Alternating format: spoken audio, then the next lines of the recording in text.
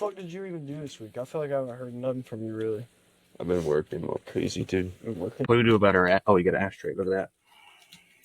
Yeah, dude, I thought. Yeah, I was about to say, bro, you made that. Did you really? Yeah. It just had The clay. It hasn't been used yet. Anybody ever told you about gassing one out? No, sir. It helps. What is that? When you're lighting it, blow, like, you pull in a little bit and then blow out, and you'll see it shoot like a pretty big flame out. Sometimes you'll get them where when you, like, especially if you light it with just like a big lighter or whatever. Yeah. Because you're just pulling all that butane in there, you can blow it out where when you let the lighter go away, it'll still have a flame coming out of it, and it'll just slowly, like, dissipate and stop. You just gas it out, and it tastes a lot better. Like, they'll taste, the drags just taste way better and shit. Yeah. Learned that from my old dude in Garvinos. What are you talking about, gassing it out? And then I watched him shoot a flame out of his fucking 4 inches, and then it slowly, I mean, it'll go for a while on something like, sorry, I'm comfortable here. We'll get an intro, and then Hunter's story, and then we'll just get after it.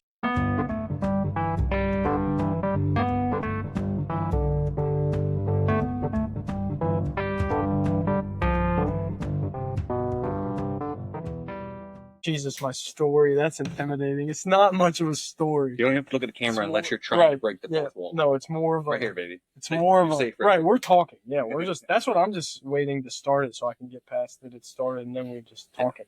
Because then it is. It's just... We're just talking. I have this for you. I'm But, good to go? Yeah. All right. I'm not going to double nicotine though. no, I threw mine out early, too.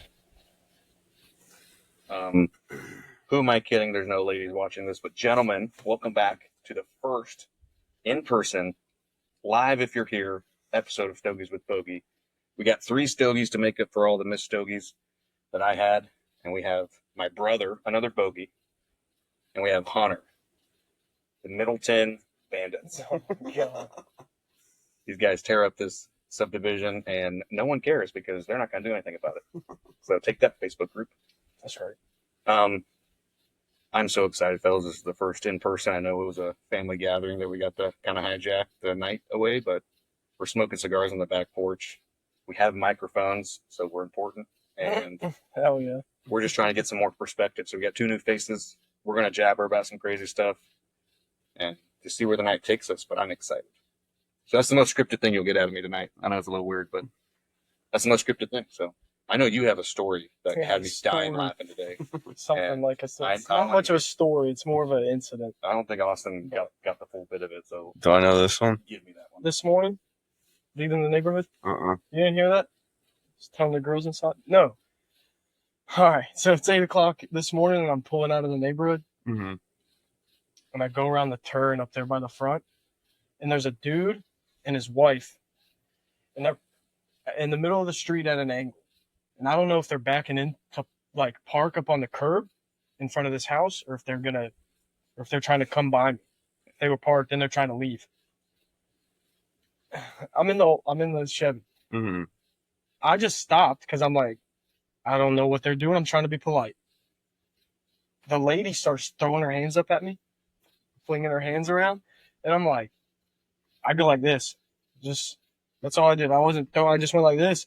And I started driving by. When I drove by, the dude sticks his finger out the window and he's fucking flicking me off, dude. Dude, I've never thrown my truck in park so fast. I jumped out. Immediately, he's rolling up the window. And I just said, now, why would you do something like that? Like, what the fuck, man?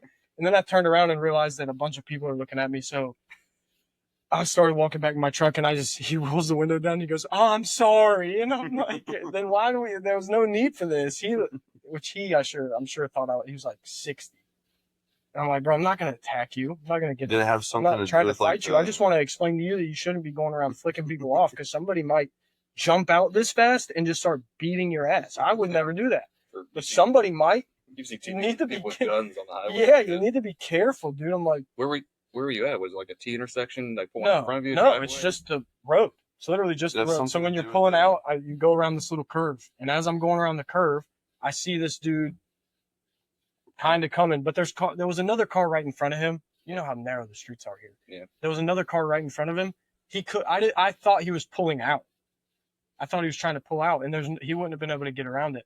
And when I'm in that truck, I give everybody the time to do whatever they need to do because because I just don't want anybody to hit it. I so badly don't want anybody. Were they doing? But- was that when the yard sale stuff was going I on? think So so. they were trying to probably back. Yeah, into, and then like, after I heard him say I'm sorry, I turned around, walk into my truck, and I see this lady just staring at me outside of her house.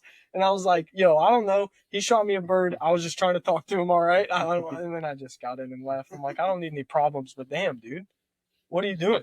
Listen, my buddy Jimmy was talking about doing, maybe not to that scale, but doing a similar type of confrontations that people aren't used to. Yeah. Because he was walking, yeah. he's walking the shopping carts, and like when you don't know which way you're going, I it's like, remember dude, hearing it's him like, talk about say, excuse me, like this. Yeah, say something. Yours was to the next level of you just flipped me off, so you're gonna get it equal, if not more. I didn't have my kids. I didn't have my kids with me, son. I will jump out, and I'm not gonna do nothing to you, especially an old man. I'll jump out because I'm not about to hit you. Even if you hit me, Yeah. I'm not gonna hit you. I mean, Old at dude, he was like, it almost would have been better if your kids were there to teach him a lesson. It's like dealing No. with people in life. no, I don't jump out when my kids are there. But I don't like getting shot at bird.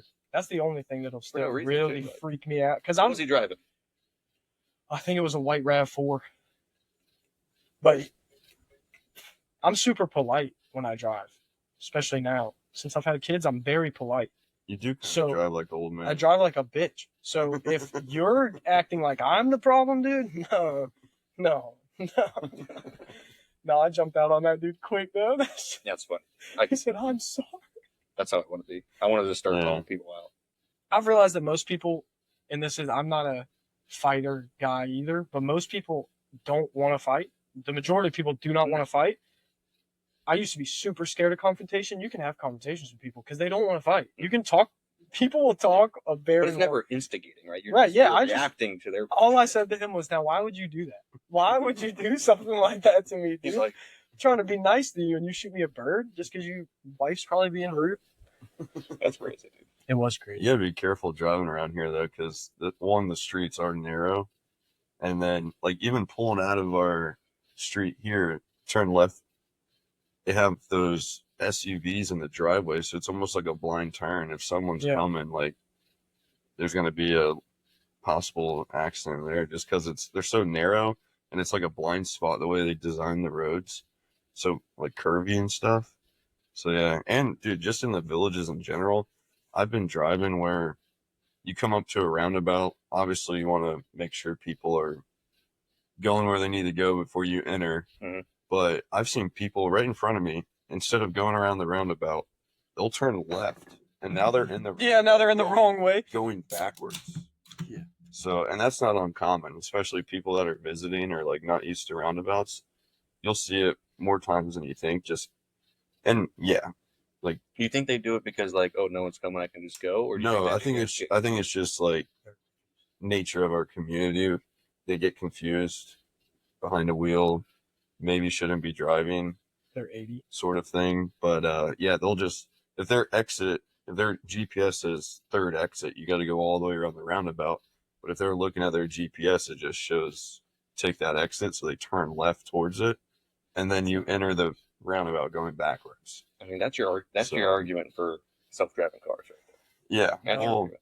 Boo. I Do think- that. I think it's a Not good myself, argument driving for cars. you should have to retake your driver's license class or whatever. More often. Once you reach a certain age, Yeah, I can to see be that. able to still obtain one. Do they not? I thought they do. Not that I know of. I thought that you had to. It's usually like your family saying like, "Hey man, Well, I guess just when you're you done renew, driving." when you renew your license, I guess is what I'm. Because like my mom has had to, because her eyes suck. She's had to take eye tests. Yeah, I think To like I renew think her when you're- license and stuff because her eyes are really, really bad, and they just have to check to make sure that she can see. Yeah. No, this neighborhood's nuts though. I know I haven't told you this either. A few weeks ago, I was leaving. I'm going straight. There's a street that crosses right here. Mhm. I just come around a curve and there's a street that crosses right here. I could see the golf cart coming. It had 4 high schoolers, like teenagers on it. I could see it coming. They have a stop sign, obviously, because they're turning on just the main street out here. Yeah. I looked down to change the song on my phone. That's no bullshit, because I'm in that old truck again. I can't text and drive and shit. I looked down at my phone. I looked up. Those kids had run the stop sign, and they were from me to you. The girl on the back of the golf cart was from me to you. If I wouldn't have looked up, I'd have just ran through them. There's a bunch of high schoolers that drive golf carts around here, dude. It's Something nuts. about it's getting in bad. that golf cart really just makes you want to get a little reckless. Yeah, you feel super invincible. Yeah, it's but like, they only go like 18 miles an hour, so you really it's you almost like the can't. land version of a jet ski. Of like, Right. you're saying Yeah. American Liberty. Mhm. American Liberty is just ripping around a golf cart or side by I side. feel that. Probably, yeah, I feel that. Do whatever you want. You feel a little free. Yeah, you feel like you can't get a DUI on it. Is what you feel like. Yeah. that's what I feel. I'm like. outside. How can I get a DUI? That's what I feel like. That's just me. Statute of limitations, I guess, or something. I don't know. Some lawyer term. Hell yeah. I tell you what, man, it's a cool place out here. Being in the engineering field, it's a feat of planning and design and execution all in the same. Because a lot of people plan it pretty well and then it doesn't get executed. Sometimes the designs are bad and doesn't get executed, or sometimes execution just doesn't well. But like the builders seem like they do a good job. All the subcontractors, I haven't seen anything where I look and go, that's just kind of shoddy. Like this, that's just not good quality craftsmanship or design or thoughtfulness. Would you imagine that people complain still? Oh, that's part of life. I think we're just programmed to complain. I've got a podcast of half my Yeah. complaint. But You just complain about the old. I had to tell. Yeah, facts. I had to tell the. Okay, so I'm cutting hair all day, bro. You just hear all these, and everybody that I cut lives in this neighborhood. The majority of the people. Yeah. Like one dude, I had to eventually just tell him he was complaining so much about the layout and the design of the roads and everything about this neighborhood. I said, man, you should start a development.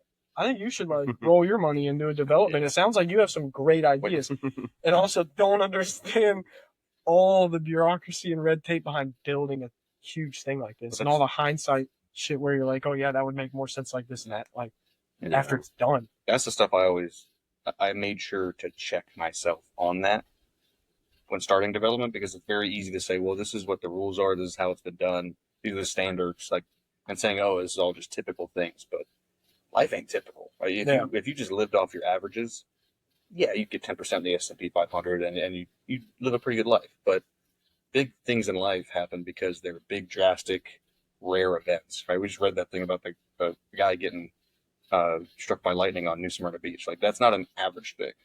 That's a life-changing event. And so working on just the averages is tough because there's always someone to complain about something, right? Because you can't make something for everyone. He's complaining. I've cut his hair 3, maybe 4 times. Every time he's come in, he complains that when you leave the elementary school over there, you have to turn right. You can't turn left. Yeah, I mean, and I'm like, I can sit here and read you the standards on why there's a right turn only. Brother, like, exactly. I'm like, there's a reason for it. It's probably got something to do with the hill that's just before it. If you don't, like, the problem with it is,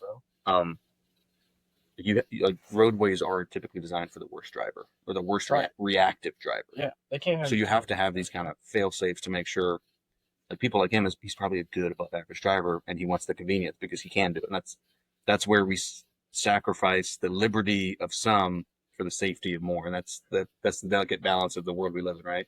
Because what do they want to do? They want to say safety, safety, safety, safety, and take away more of our liberties. We just saw that with COVID and everything like that. So self-driving cars. You said it. But if there's safety, but they're taking away my liberty, dude, to drive my 91. Let me drive it. No. I'm not going to mandate you to do it. Right. But if you get to a point where you're endangering my safety now, then your liberty might have to sacrifice for my safety. And that's slippery slope, though. I know. Because that could be the argument for gun control. 100%. 100%. And I've questioned that, and it gets slippery. But that's where I've thought about it a ton. That gets really slippery. Yeah, but that's where the societal kind of, like you're saying, you called out that guy for flipping you the bird. If you check more people in society, then society tends to be a little bit better. But check people without violence. It doesn't have to be violent. Yeah, no, I wasn't trying. I was never. You'll see that guy again. He'll wave to you. You wave to him. Now, right. That's what I was hoping when I pulled back in the neighborhood today, that he was going to still be like, I could see his car and see him somewhere and be like, yeah man, I want to apologize if I like. If whatever, I don't know, but I don't think I did anything wrong, but I want to apologize. I wasn't trying to like make you feel anything. I just want to understand why you're shooting me a bird. What was the thought process behind that? Let's talk this out. Yeah, man. I mean, golly, it's 8:00 in the morning. I'm trying to go to work. I don't think you need to be shooting me a bird. That's like, but at the end of the day, he has the liberty and freedom to shoot to do it. Absolutely, he can do it. I have the liberty and freedom to ask him why the fuck you thought he should. Like, yeah. It's like today when we were golfing earlier. I hit a ball in someone's backyard. It bounced off their lanai screen. Oh. And then we drive up there, and the guy's actually actively pressure washing his lanai. Thank God he was inside. So, Yeah. so he was like right in a yeah. So screened he in was area. in the screened in area like this, washing his concrete off. And so Cody was like, "Just go talk to him, man." I'm like, "Yeah, gas too. just keep going." But it was clear as day. Like he knew my ball. I don't know if I'd have talked to him. So I was just like, "How you doing, man?" Like, When you walked in this yard, I was like, I apologize for this. He's like, "Oh, you're good. Like, look at all these balls." And he showed me a big old basket on his table. He's like, what ball do you hit? Is it a Kirkland? I was like, no, TaylorMade. I feel like there's some people who live on the golf course. Yeah, he was like, well, it seems like everyone who uses a Kirkland ends up in my backyard. So I don't know if that means people who buy their golf balls from Costco are just bad golfers, or if the Kirkland balls are just bad balls. It's the latter. But Purchaser of Kirkland balls. But yeah, that interaction is just the whole point of like just interacting with people. Yeah, I said sorry, I messed up. Like I hit your screen. Is everything good? And Cody was like, dude, just go talk to him. I always do what I But usually if I'm by myself, I'm just gonna act like that. Like, just keep it rolling. Since I started golfing, I'm bad. So my balls are errant too. So when I hit a house or I hit something, if they're out, I'll make it a point to say, hey, my bad. Is everyone okay? Did anything break? Kind of thing. And you kind of give them a check and you hopefully try to leave a good interaction. But sometimes, like, I don't feel bad for the ones that freak out if nothing broke. It's like you're living on a golf course. There's like when you purchased the house, you knew what was behind you. So you can't be like freaking out when someone hits it. Now, if you can be mad and say, hey, you broke my window, let's figure this thing out. Sure. I mean, that's that's life. reasonable. But if nothing broke and everything's okay and you're good, you can say, hey, go take some lessons. I know the golf pro, like, give me a little subtle jab. That's fine. I'm gonna be like, yeah, you're right. I probably should go get some lessons. Yeah. It's a gentleman's game, but yeah, not for me, dude. Not for me, brother. No, I'm just kidding. It's not a gentleman's game, dude. Because I don't speak like a gentleman out there sometimes. That's for sure. The only round of golf I ever played, everything was hitting super right. Everything super right all day. You're just far right all the time. One tee off, I'm like, bro, I'm gonna line up way left.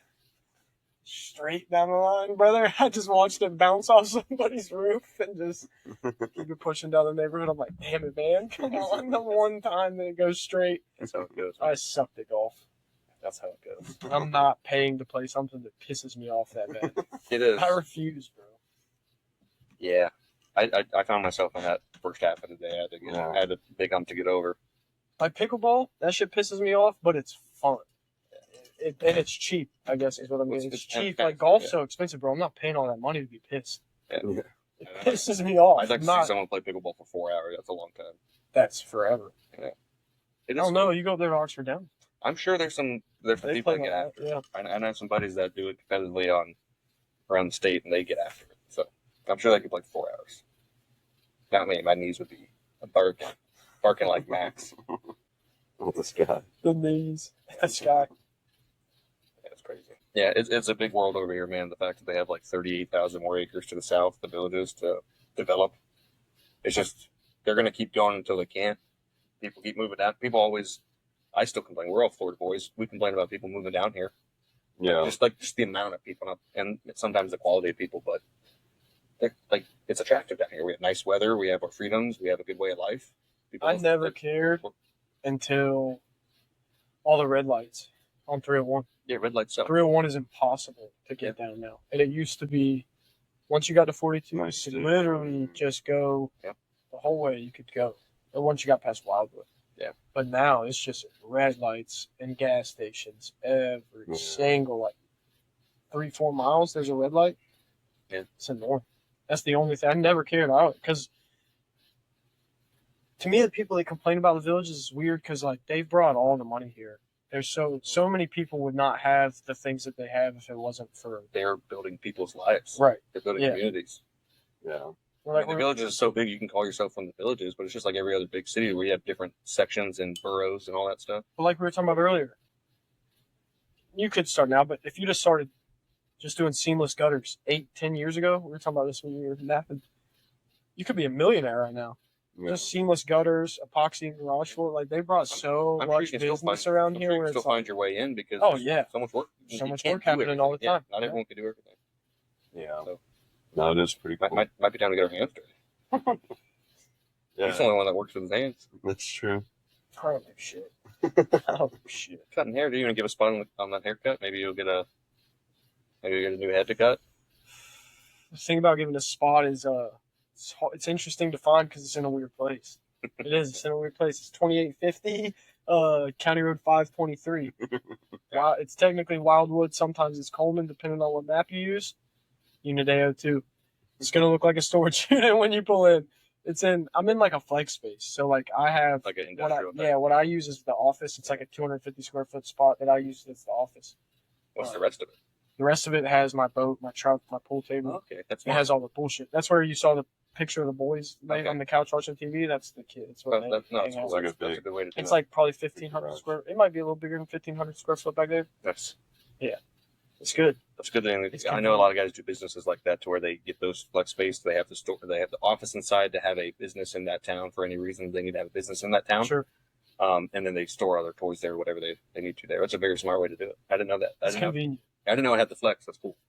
Everybody, I'm weird about it. I feel like it's weird, but everybody that pulls in there's like, oh man, this place is cool. Like once they get inside, because I mean, you're pulling into the front is just storage units, and then you get to the back and it's dudes like most dudes in there are mechanics and shit.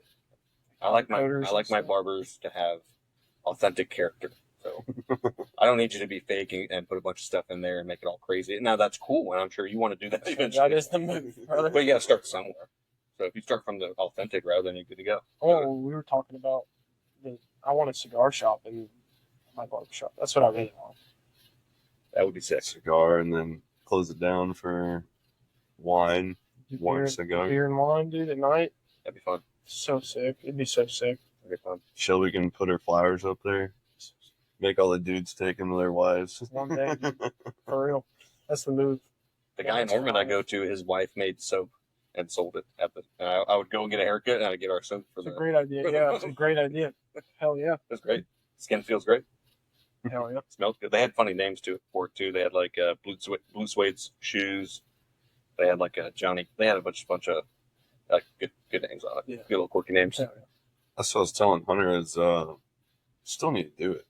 But like for closing gifts when residents move here, one of the main like freebies, it's not free because I paid for it, but we give them like a gift card for those signs in their yard. Like on the lamppost in the front yard, people usually design a sign. It's like Jim and so-and-so, Jim and Sue, whatever, and they can pick a design and have a sign made for their front yard. I was telling Hunter he should give me like coupons that say like free haircut, because people always ask us like, oh, who cuts your It's a hair? good idea. Where do you go for shopping? Where do you go for this or that? Just like daily conveniences.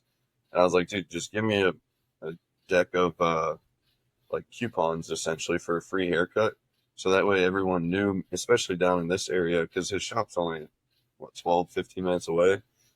A little 50% off. Get people. Like, Yeah, he's it's a good kind idea. of the only Get one. people in the door, and He's then kind of the only one in the area right now. So it's like, Speaking of work, that's a good idea.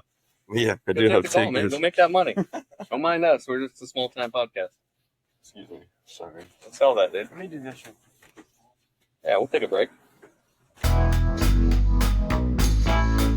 No, that is a good idea. He's giving me a bunch of good ideas. Austin's such a salesman. He's been eyeballing that camera the entire time, making sure everyone's important in the room. Like one really good idea that he gave me, and I just don't. I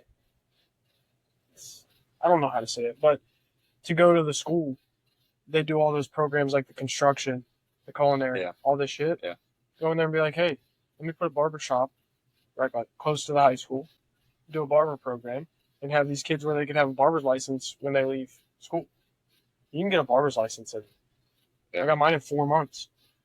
I was there all day, every day, but I got it in 4 months. That is the one thing I don't regret it, but like it would have been cool to have the opportunity to go to the villages and experience that. They have so many opportunities and shit that others. Well, they just don't get. focus the curriculum. So they give the kids a choice, which is great because a lot of kids just feel like they're at school because they're told to be at school. Doing that. So if you have the choice to specify in something that kind of motivates you, then you're going to be better off. Sure. Motivation's key. That's what we got to do every day in the morning. You get a lot of different motivations: making money, put food on the table, Do shooting your clothes on the kids' back, Yeah. some nice cigars. So everyone's got a motivation. Hell yeah. When he comes back, I got to ask him what he thinks about global affairs because I'm sure he'll have the same answer my dad did the other day. It'd be like, "What's going on?" Like, What is it? What's going What are we on? talking about? What Yeah. is going on?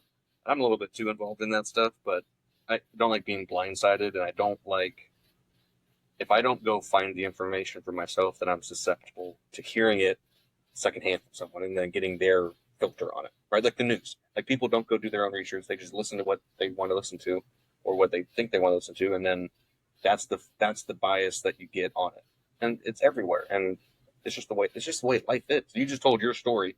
That old man's telling a story about the interaction. Right, about the kid that jumped out of the truck on his ass. Crazy kid. Yeah, Probably psycho. Yeah. So there's two sides to every story. So you still get your side at least, so that way you can have some type of grounding. Sure. And I'm one to easily say, "Oh shit, I never thought of it that way. I should check back my thinking on that," or not and say, "No, I know my thinking sound on that. You're wrong." So, See, that's what I was about to say. I try to. You said get your, which is get your own take is right because I try to watch tons of different. I watch a lot of leftist shit, a lot of conservative shit. I try to get everything so that I can be like, nah, that's bullshit. Sometimes the people that I agree with, I'm like, yo, that's bullshit. Mm-hmm. What you're saying, you're peddling bullshit right now. you shouldn't 100% agree with anyone on anything. That includes my wife. Like, Sure. we make each other better because we disagree and we figure it out. Yep. Or we have different viewpoints, and then that's why we're a team. Like that's you can't just have 11 quarterbacks on the field. You got to have everyone. Yep. You got to have linemen. You got to have your running backs. I just don't get how like people want that easy answer. Like, we've been in this trap forever. Just do something easy, and just order pizza instead of, have chickens and make some eggs and Right. steak Yeah. eggs. Sure. Yeah. It's been going on forever, and I'm in the trap. I make easy, convenience choices all the time, and it's just when you do that so much, you get so controllable, and it's not like automatically. It's just how it is. So no one may be actively trying to control me, but I'm so just fickle, right? The crowds have always been fickle since the Roman times, and I learned the word in history class. Sure. That they're not sure about their own foundational thinking or their selves, so that way they're easily moved, they're easily nudged, and I don't want to be that. Yeah. If I'm anything, I don't want to be easily nudged. Sure.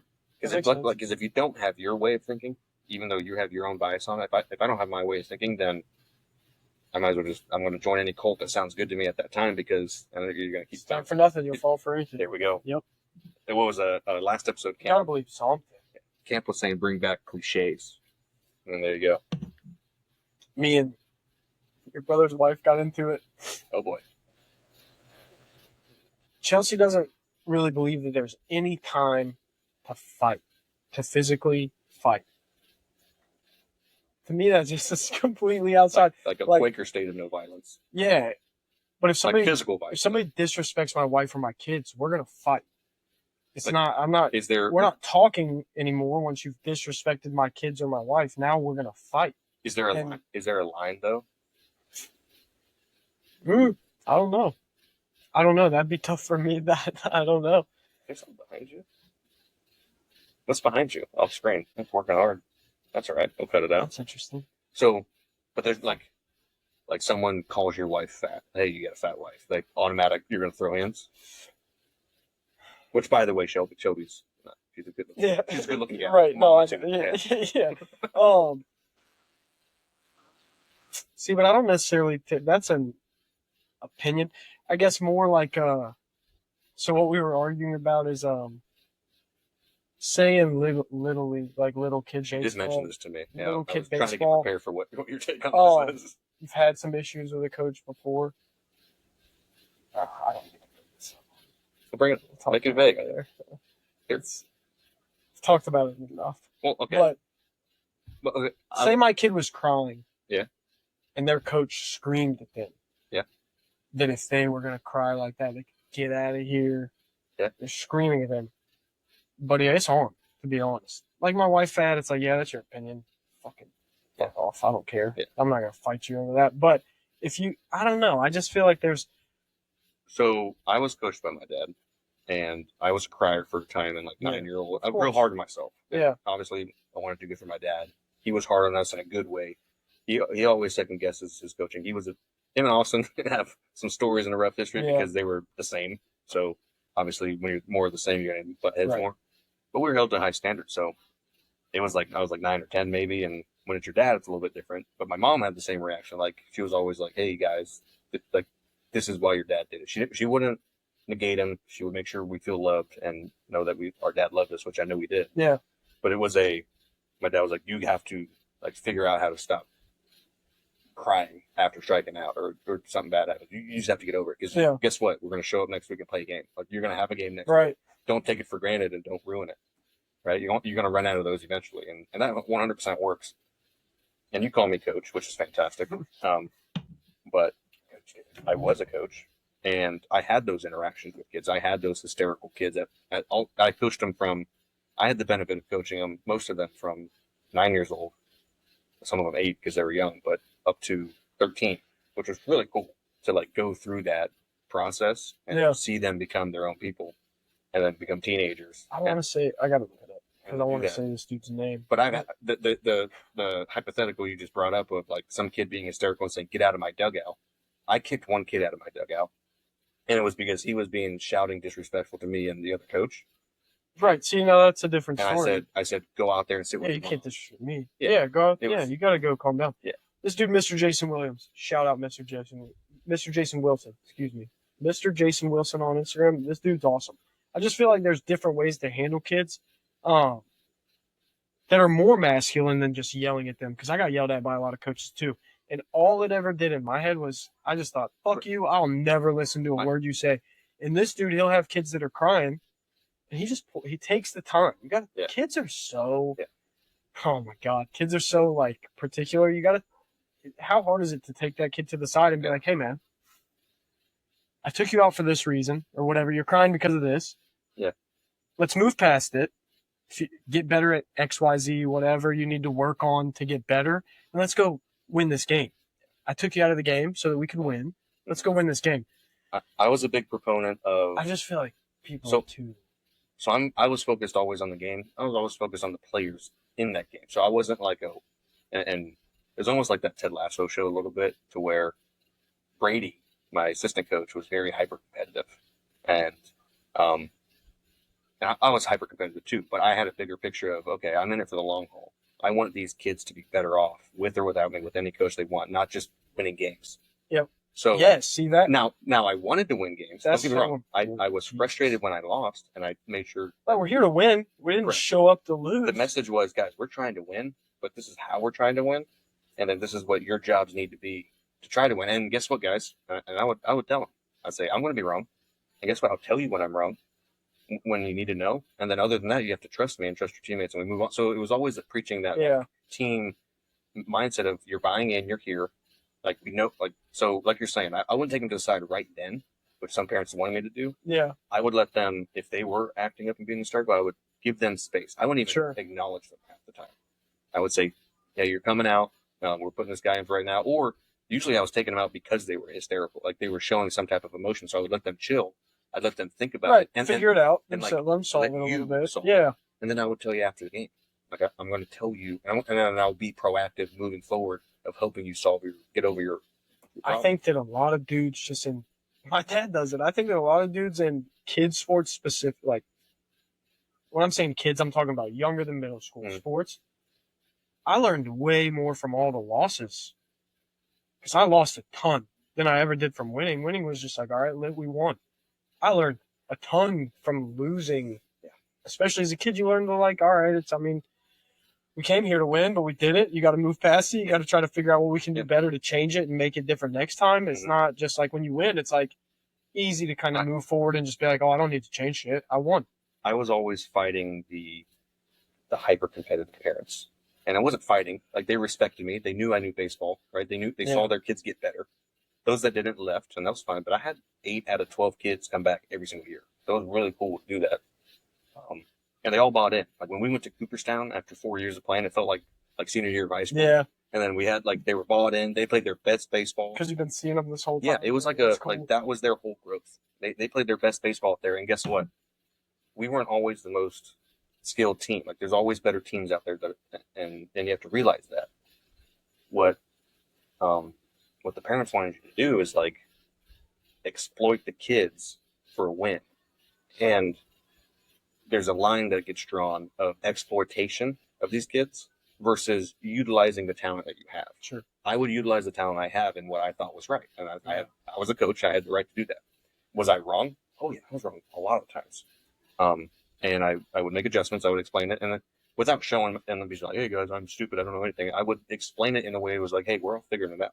Just like every we're coach. all figuring it out, brother. Like coaches on TV say, hey, that's on me. And sometimes they mean it, sometimes they don't. But at the end of the day, you have to show that leadership of saying, we're figuring it out. And it was so much fun. I miss it. I miss it all the time because it was a hassle. Go coach, bro. Yeah, it's a big time. Too busy. Big time commitment, man. Yeah. And I got to a point to where I didn't think I was doing the kids justice. I was a little checked out towards the end, and I was a little burnt out, to be honest with you. Between a full-time job of working 45, 50 hours a week, which I know a lot of the parents did too. And they would have to drive to these tournaments. They have to come to practice. They have to deal with the kids. So there's a mutual. No, it's a lot. Yeah, it's a lot. I mean, team sports are so foreign to me. Like we've taught me. Yeah, you're a wrestler, right? Yeah, all I ever did was wrestle. So team sports are so foreign to me. I can't even understand. I played football, but football always felt like you ever been in a mosh pit? You ever been in any type of riotous, no, out of control situation where everybody's out of control? Yeah. All it ever feel football felt like that to me, where I wasn't a part of it. It was all happening around me. If that makes any sense. Football always felt like it was just happening around me, and I was trying to stay the fuck out of the way, dude. Yeah. Football always felt like it was so What chaotic. position do they have you at? Safety. In high school, safety. You played in high school? Mm-hmm. I ran a fucking 5'3", 40, and I weighed 130 pounds, and they had me as safety. It's crazy. How'd you do? Terrible. I got cracked constantly. It was terrible. I remember one time, damn it, dude, at South Sumter. Where'd you play? For the Villages. I played freshman, sophomore year, just JV. Because I was not about to, I was not about to go out there and play with the varsity kids. Brother. We might have played each other. Maybe. Did you play Citrus? Yeah. We might have played each other. We probably did. That's fun. We probably did. That is fun. You probably ran my ass over. I don't know what position you were, but where'd you play? I was quarterback, long snapper. Oh, okay. So, right. Yeah. When I did long snapping, then they found out the quarterback was long snapping. They're running down to try to tackle the punt returner. I got annihilated. Nail your ass. But we ran the wing tee and triple option. So I was in the mosh pit. I don't even know what any of that means. I was out there the whole time, and I have no idea what was going on. I felt sped up, obviously, but I think it helped me in baseball too and everything, and just life, because football happens so fast. It's controlled chaos, like you're saying. I was playbook in and out. I was the brainy guy. So no, I never felt too overwhelmed. I felt overpowered and outsped, but I never felt outbrained. I could. Looking back on it, maybe the coaches had me at safety because they realized that I was sort of I didn't need to be up there. I didn't need to be a corner or anything where everything was happening fast. Safety, you kind of got a little bit of lag time where you can watch shit happen for a second before it all plays out. Cornerback, one of the hardest positions. Yeah, corner, everything's happening so fast. That's why those guys have the big egos that they do, and they have to. Because if you don't have that big ego, and you get burned, or you fail, and you're going to fail more oftentimes than not out there, you got to have really, really good high confidence level in yourself. So wrestling's just so different than any of that shit. Different. We had a lot of guys wrestle as their second sport because, it was good for you, obviously, as a football player, just as a human being. Yeah. But I was a baseball guy, so I got to do baseball. That shit's so different than anything. Practices are terrible. If your coach is good, the practices are terrible. No, and our football practices were terrible, and it was because we got our ass kicked. Yeah. We were all better off for it. And we received, you have that, everyone has that high school. I know dudes that looked forward to football practice to me. I'm like, what the fuck are you talking about? Dude, absolutely not. Jesus. And Florida football, man, those summer workouts down here, if there's something different. I know all those Gulf Coast areas do, but it's just something different. It is. It's bad. It's for real bad. Just fun. Looking back on it, better off for it. Glad I did it. Yeah. But yeah, man, the youth sports things, and I want to have a couple buddies on here that are still coaching now. Like Brady's out coaching summer ball right now for like high school level guys. But And I'm sure I have kids. I know it's super hard, like especially tolerating other people's kids. But I don't know. I just feel like a lot of these coaches are too, like, especially nowadays, everything's kind of flipped. I feel like the pendulum is swinging quite a bit back to, like, tough guy shit. Do you agree with that or you disagree with that? like the tough guy. I feel like in everything, in music, in almost every, like, aspect of everything, we got around the 2020 times, everything super pussy. Super, like, No, it was, PC, that was the very, toxic like, masculinity yes. vibe. And I feel like it's starting to, like, a lot of these high schoolers I talk to and I cut their hair, dude, they're not on that shit. there's They're a very much like the other way. It's very There's a little like shift tough guy. Yeah. Yeah. But I feel like some of these coaches, when you're dealing with kids, get too caught up in that. It's like, dude, you have to communicate with little children. My dad didn't believe it. My dad told me till I was 15, 16, you can't reason with a child. That's what he would say. Yeah. anytime I would be trying to talk to him about it, you can't reason with a child. Yeah. I disagree with that. I fully disagree with that. I talk to my 6-year-old and we have when he's doing something wrong, doing something bad, we have full conversations and we figure it out. And I think that they're able to do that. Yeah. So you saw me. So I'm not a.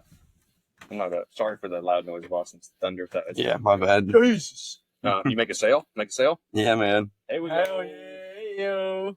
Cash money. Let's go, baby. We're talking about youth baseball and stuff like that. Just and the You know what we're talking about. I've heard that. You know Get what Chelsea. we're talking about. Get Chelsea out here, dude. Let's talk about if we should fight or not. But my take on it is in general. You won't hear me do baby talk. I won't do baby No, talk. no. You should dogs, never talk to anyone. No, it doesn't help them at all. And I'm not knocking the people that do because that's how the baby receives communication and love early on from usually like the mother's side or just like the women of the family that are trying to show the baby love, which is very important. But again, that's their role in the. I was gonna say our job is to show love a little bit different.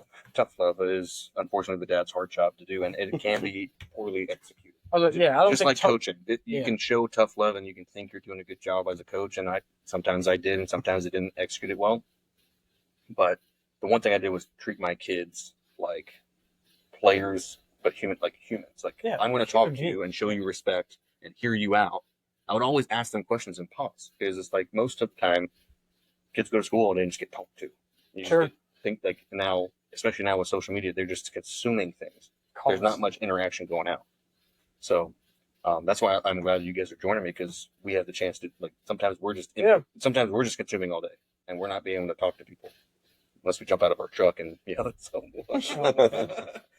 But it is I think I deserve that. Yeah.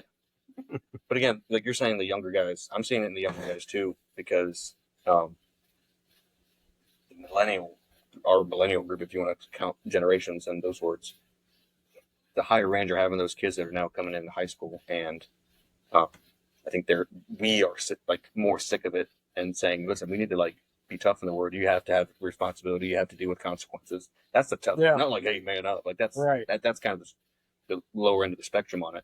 Yeah, man up, but here's how. Like this is how we do it. I mean, and a lot of it's thinking. You can't just meathead your way through and power your way through life. Now, some people can, but you really got to think and you really got to, like you said, find out who you are. Teach your kids how to do that, and then that's how you create that good generational kind of familyhood thinking and life, living life. Yeah. It's a tough life out there for a lot of people. Youth sports, man. It's been the topic for like. It's been the topic, a week or two now. I mean, we're kind of the product of it. Yeah, I guess so. But there's a lot of good youth sports people that I know. That there's a lot of bad ones. I've coached against them. It's not fun. Yeah, it's hard to bite your tongue because you see, 12 more kids out there just getting told all like a bunch of bad things that like kind of drive them away from the game. Yeah, like you can have bad days at sports and bad days in general, but you can't blow up and you can't just expect to get yelled at for it, right? Right. Yeah. Tell me why it's a bad day. Help me not have a bad day again. Like minimize the amount of bad days I have. Yeah. It's that fixer mentality, right? That's what we yell at sometimes when we just need to listen. Kids are hard though. Mhm. Especially, I can imagine, like I said, dealing with other people's kids. I can't imagine. I could never be a coach, dude. Definitely, chance. you could definitely tell different parenting styles through the kid at the base. I mean, the kids make their choices and they have to Yeah. they have to make their own choices. But you definitely can And see they do. the type of parenting allowances or like how they're being parented because of how they interact with other adults. Yeah. That's a telltale.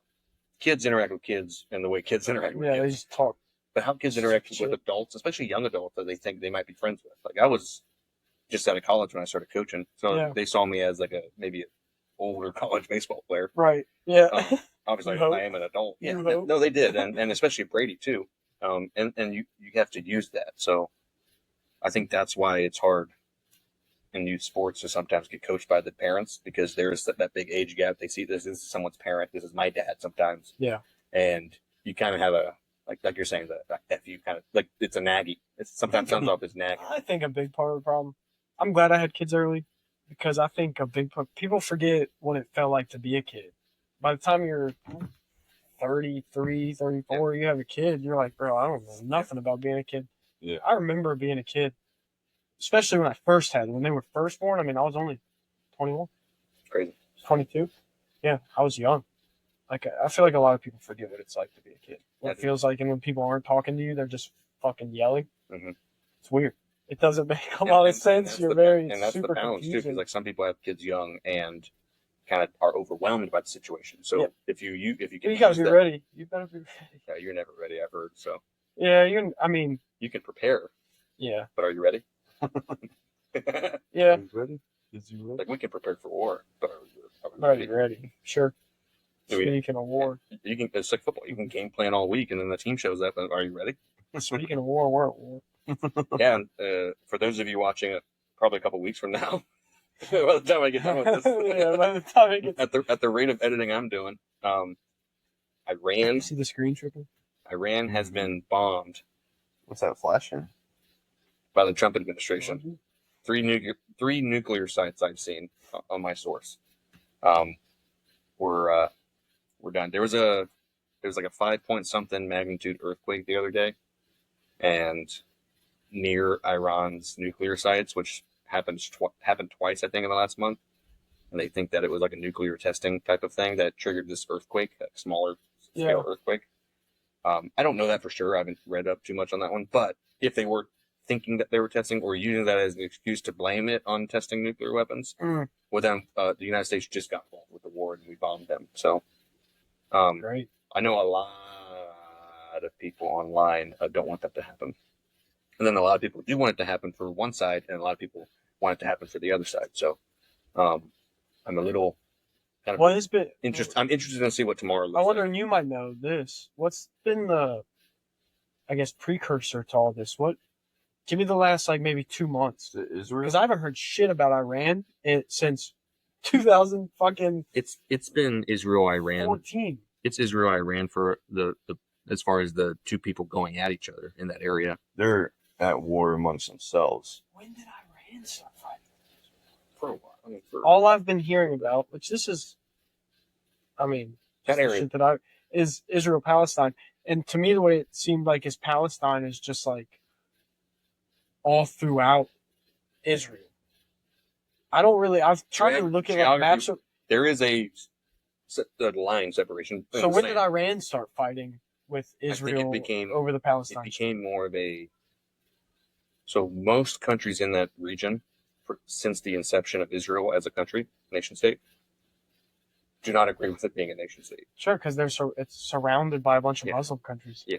The United Kingdom plugged in, or Europe plugged in Israel and said, this is Israel, it's for the Jewish people and to be a Jewish government. And a lot of people didn't like that, mostly on the Muslim side. So it's been an Israel-Muslim conflict or Jewish-Muslim Iran's government. That's, I guess, what I'm has trying to been- do. When it's did been Iran claimed- get... Iran's been claimed to be the most. They've been said to have the most agreeable type of stance on the Muslim extremist and terrorist groups in Iran. So they kind of let them be a safe haven for them to operate out of. Okay. Kind of like how Mexico has the large gangs and drug cartels. Yeah. Kind of the same thing. So I ran because Israel Palestine was a thing, and there's Muslims in that area, kind of against the Jews is what it is. Then Iran said, we don't like that. I'm sure it was more of the terrorist type of Muslim extremist organizations doing that. That's what I think as a very, very baseline smart one to explain to you guys. Yeah. That's what I understand. I got you. And it may be wrong, but that's how I understand it. I don't try to take sides because I don't know enough about it. I just know that war is not necessarily fun, but that area of the world, according to all the history books, has been at war for Forever. centuries. And it's been Jewish against Muslim, it's been Christian against Jewish, it's been Christian against Muslim. So it's been those three main and from what religions. Right. Yeah. And it's it. just so that shit's so bullshit. I was listening to Uncensored Pierce Morgan today. And like, dude, golly. I mean, y'all are Catholics, so y'all might look at this differently, but like anytime anybody starts talking about a holy war and how it's right because they have religious doctrine, I'm like, brother, shut the fuck up. Like, I don't care about your religious doctrine. It doesn't give you the right to start blowing shit up on either side, bro. That is, it doesn't, to me, that doesn't justify, like, they look at it as like, and I was thinking about this today when I was listening to it, you hear a lot of people, because I don't consider myself atheist, but you hear a lot of people ask the question to atheists, well, then they'll say the statement, you have no moral compass. Where could you possibly get your moral compass from? And that's a good question because there's really not a good answer for it. Other than a cohesive universal. Other than common sense, and that's not cohesive and universal. Correct. So there's a lot of holes in that argument, but I'm like, dude, I'm not buying into it's righteous for you to start bombing the shit out of these people because your religious doctrine says so, dude. What are we talking about? Shit that was wrote down 4,000 years ago says that this is yours, and now it's yours, even though, from what I understand, you guys left for 400 years. I think most Muslims surround the area, and they started moving into the area, and now you're trying to Christians will say that, like, the Jesus doctrine, the Gospels preach peace. They preach. The Muslims would argue that the Quran preaches peace. They would argue that. I'm not saying that it does, but they would argue that. But you look at the script, like you look at the words, but they would argue that would make it peaceful. There's still you know what I mean? Like that's involved. Yeah, I just can't get behind like any type of like, God told us that this is ours, so now we're gonna. But that's why blow shit up. That's why a lot of the MAGA side of it. What are you talking about? Like the MAGA, just like the Democrats Party has been split up for a while now because they don't really know what the hell they stand for as a party, you could say. Yeah, because they attack the 1% that you disagree with them. Correct. Everybody's going to disagree with 1% of your ideas, your ideals, whatever. So if you just only attack them for disagreeing with that 1%, you're going to get lost in the sauce. It's tricky. But the MAGA people that were like, let's get Trump in. He has all these peace deals and all this stuff, and like he was running on peace in the Middle East to go and bomb them. It's pretty wild. There's very strong arguments to do it, and there's very strong arguments not to do it. Yeah. That's why, and he's in charge, so he gets to make those decisions. That's what it's hard for people to swallow. Like you made a decision today, you made an executive decision to get out of your car and confront the guy that flipped you off. Yeah, right. So we have to like your wife might not be like, that's not something I want Hunter doing out in public. She doesn't. But Hunter did it. Like she married you, and then you did it. Yep. You know, so yeah, that's what we're doing. We elected him, and he did it. So now we have to back him up, and we have to provide, as far as a cohesive America, to either like you can obviously you're gonna have disagreements, and people are gonna be on both sides, just like my whole life has been. But we can't let ourselves crumble and fall. I just love you're not going to go get a divorce because you yelled at the you made a decision. You have to. I love talking about shit like this. Got to move on. Do you believe they have the right to have nukes? Take for real. This is all of the. I want to precursor all this by saying this is none of my opinions. This is none of my real thought. I'm strictly it's just brainstorming. Yes, for entertainment purposes. Devil's advocating here. Yeah. It's take the U.S. out of it. Take the USA mentality out of it, because that's what I mean. According to but. According to what Iran's government, what I've seen, the few things that I've seen, we should definitely be looking at them kind of closely. Because just like Kim Jong-un was saying, we're going to launch nukes at America, or like maybe he didn't quote that exactly, but he stated reasons of saying we're going to do damage to these certain enemies, and like they gotta say it. I think that is like, it's like me posting on Facebook saying I'm going to go do something violent tomorrow, and like they have every right to come arrest me and say, or at least say, hey man, what the heck or did this mean? I guess if they've said shit, because I'm thinking like that's what they can't do. like I have the right to have a gun. Correct. And I can say fuck you to a cop with a gun.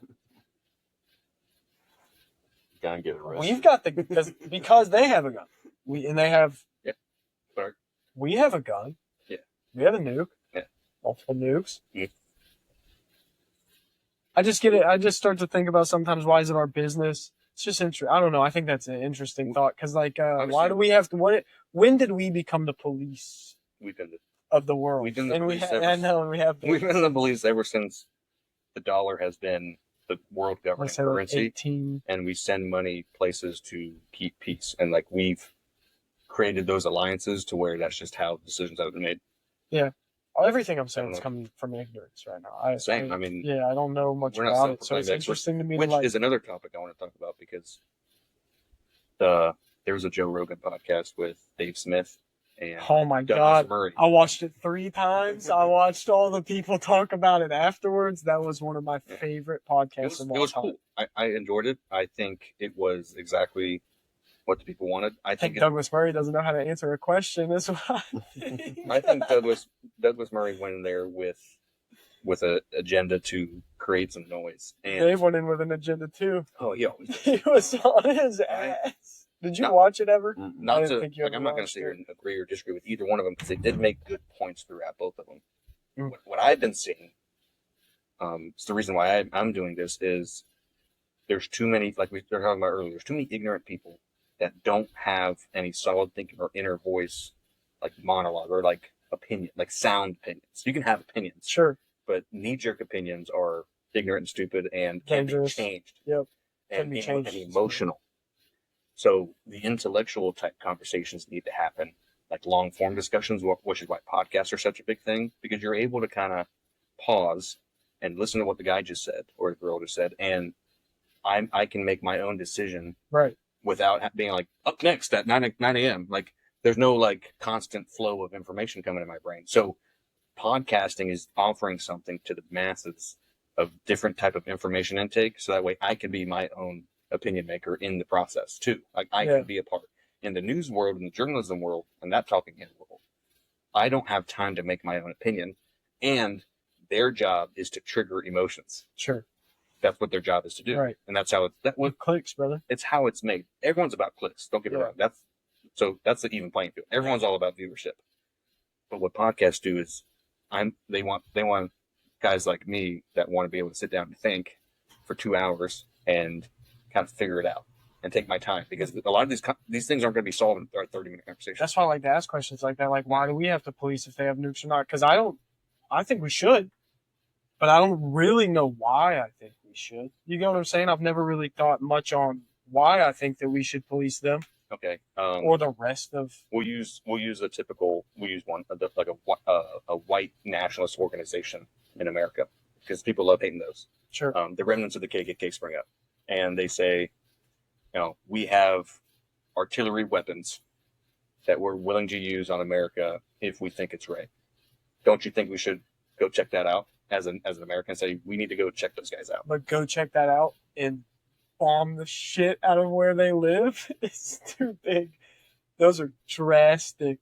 But they're claiming to have bombs, and to use bombs, you have to answer bombs with bombs.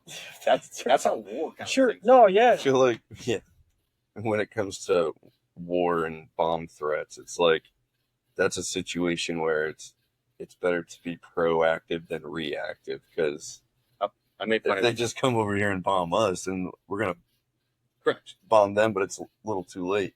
Maybe if we take the initiative, then that scares them off. It's like, okay, yeah, we poked the bear, and this is what happened. What happened in World War II? I mean, I was making fun of you when you walked away earlier. You love breaking that fourth wall I was like, you're just such a salesman because you're making sure you're making the eye contact with the camera. Now I'm watching the TV on inside. It probably does look like I'm staring at the camera. You're looking at the camera the whole time. Yeah, I'll take Pretty- one. Yeah, yeah. The Dallas cheerleaders is on. I'm like, good. I'll take a look at the Dallas cheerleaders, I guess. You got a whole documentary on them, I guess. But yeah, I'm a little nervous. I asked Dad the question. On like we recorded on Father's Day, but I was like, what do you think about what's going on in the world right now? And without telling him any context, because I wanted his point of view on what he thinks is going on in the world right now. Yeah. And he just said, God is great, beer is good, people are crazy. He doesn't have much of an opinion on it, which he stays out of it. I mean, it's probably less stressed about it. Yeah. But he's trying to look for guys throwing 92, you know? Like he's got different priorities. Yeah, that is true. Like, how much do you stay up on it? I would say I'm probably similar lines. Like, I'm aware of what's going on, but I don't dive into the nitty gritty. Yeah. But, I mean, because it's one of those things, it's like, I think it's good to be, like, aware of what's going on, but unless something drastic happens, like another world war or something like that, I just feel like, me personally, it's out of my control and out of my day-to-day life here, that like I said, it'd be ignorant not to know what's going on. But if you're aware and things like that, then you can stay in the loop. But in terms of like diving deep into it, I would say a little bit more than scratch the surface. So that way I'm informed enough, but like I said, at the end of the day, I'm not going to wake up and stress over it unless There's something to stress out. Yeah. Right. So my only answer to that is I probably sometimes I'm not an expert on these. Like when I wake up and my 401k is down, it's like, dang, something must. Yeah, be you're going worried. on. You have self. Everyone has self. Right. Yeah. Everyone's worried about what they got about them and theirs. But my thing would be everyone complains or like about the government doing things and like they're not like so. Just like you're saying. Mm-hmm. You bomb someone proactively versus retroactively. Like, should you complain and hold your government to account proactively or retroactively? So, and the shadow government's always a big thing, right? Like, hey, there's like people pulling the strings behind things. Well, what if they're just pulling the strings behind the scenes because so many people in America have just like conceded and they're worried about their own lives because that's hectic enough. Right. And then all these things happen in the shadows or shadow government just because we're not paying attention to it, not because they're trying to hide. But just because we're not paying attention to it. Yeah. I don't think it's necessarily a evil shadow government pulling the strings, when sometimes maybe it is, but I think a lot of things happen behind the scenes because people just don't care enough to look into it, or like it's not, not my pig, not my farm kind of thing. Yeah. Until it is a problem. When it comes to the war specifically as well, I feel like, yes, the president makes that call, but there's probably so much behind the scenes that we're oblivious to. And this would be cool to talk with like Uncle Jeff about, which he probably is not able to, but there's so much military personnel and so many higher ups that collectively like collaborate about a decision they're about to make. Yes, the president can obviously, and Trump's probably that guy, but impulsively do something. But I think there's so much thought and preparation that goes into it and intel that they wouldn't do something rational like bombing another country without there being a significant purpose and reason for it and intel in making that decision. 100%. Yeah. No, there's no perfect answer to war. Right. But when it comes to like your day besides not doing it. Right. But when it comes to like your day to day, like, laws that are trying to be passed and things like that, yes, I feel like that is definitely that overshadowed of the government where you don't stay up to date and really, read into that because that does impact, and those little things can add up to a greater, issue. I agree, or what I would argue, Douglas Murray made a good point about it. Because Dave Smith the whole time on that podcast is grilling him about all these bombings and all these things that Israel's doing. And Douglas Murray took a step back and said, listen, there's a thing, it's like what we were talking about building the neighborhood. He called it the fog of war. Douglas used the analogy of like walking through a wooded area or like a brushy, like thick type of area. And you cut through it and you cut a path. And then you turn around and all you see is the path, but you don't see all the bullshit that it took to get the path, to create the path. And I think that happens a ton in war, where it seemed like that was the move. Mhm. And then you look at it 10, 15 years later and you're like, I mean, what were they doing? That was dumb as shit. Yeah. But again, it's easy to say that shit after it's all happened and you see how it played out and how everything ended up working out. Mhm. You see the negatives, whatever. You can. I microcosm a lot to team sports because I was involved in those. Like, there's certain decisions a head coach made throughout the game that seemed like the right choice at the time, and then a million other things happened. No, that fog of That's war the- shit, that's I the- think about that all that's every day since I heard him say that. That's the only thing that he said that made any sense to me. I was exactly, that applies to everything. The fog of war applies to everything. We're making the everything. best decisions we can with the best information we Right. have for Yep. the reasons we think are best. Right. Maybe not right, but best. Yep. So the right thing would be to not bomb people. Like, the morally right thing would be to not kill people. Well, guess what? Those people, some other people may kill other people. Not every country shares the same belief system or same morals and that. Like, there's so many people in the world. Everyone's so different. Yeah. But it is going to be a weird week. I'm in it a lot enough to where I see all the opinions and I get flooded with that information. I surround myself with it, but it's chaotic. Like, I get to a point where I'm feeling a little bit too anxious and chaotic right now. Let's take a break from this and we'll go look at funny videos or something. Yeah. But because there is it's out of our control right now. It's out of our control. So it's very hard for me to not have control and then feel okay about it and just be able to just dwell in it. So I get lost in a little dark space sometimes because we are not in control. We can vote when we can vote. We can protest when we can protest. We can make a podcast when we can make a podcast. So Right. it's just kind of so I think the podcast movement has been coming on for a long time, but it gives a lot of people a chance, like I said, dive into these things on a similar level with other people. Because a lot of times we just look to the experts, which is good. These people do this stuff for a living, but then we just take that at face value without questioning the biases of that expert, or because they are. I mean, I know a bunch of engineers. I'm an engineer. Like, we are all going to come to different conclusions for different reasons. We should all compare notes and figure out why and why not, and I should be looking to better myself. Yeah. Right? That's the whole point of it. So a lot of times that doesn't happen. But again, you still have to, you can't question everything. If you just question everything and you don't have that inner foundation to preach, then you got nothing. Then you just flip-floppy and no one's going to believe you anyways. Yeah. So it's a tough balance. But like I said, it comes back, everything comes back to the individual. You got to be smart enough, or at least like have the motivation to want to do that. And a lot of people don't. So it goes by the wayside. And the people that want to go grab that decision-making power and ability, grab it and make decisions and do the things. Yeah. And then it's easy to complain about it. Like you're saying, go make your own development company. It's hard to do that. It's easy to complain about what was developed. Yeah. So it's easy to say what you would have done in war, or what they should or shouldn't have done in war, but it's hard to say let's bomb. It's hard to say let's bomb Iran. I think that's a hard decision to make. Yeah. So there might be stuff going off right now we don't know about, and we'll get done with this and see. 100%. The sky might light up, and we don't know what's going on. Hope not. God forbid. Middleton, Florida. What do we do? Shit. I think we're pretty safe inland here. We're away from major cities just enough. Yeah.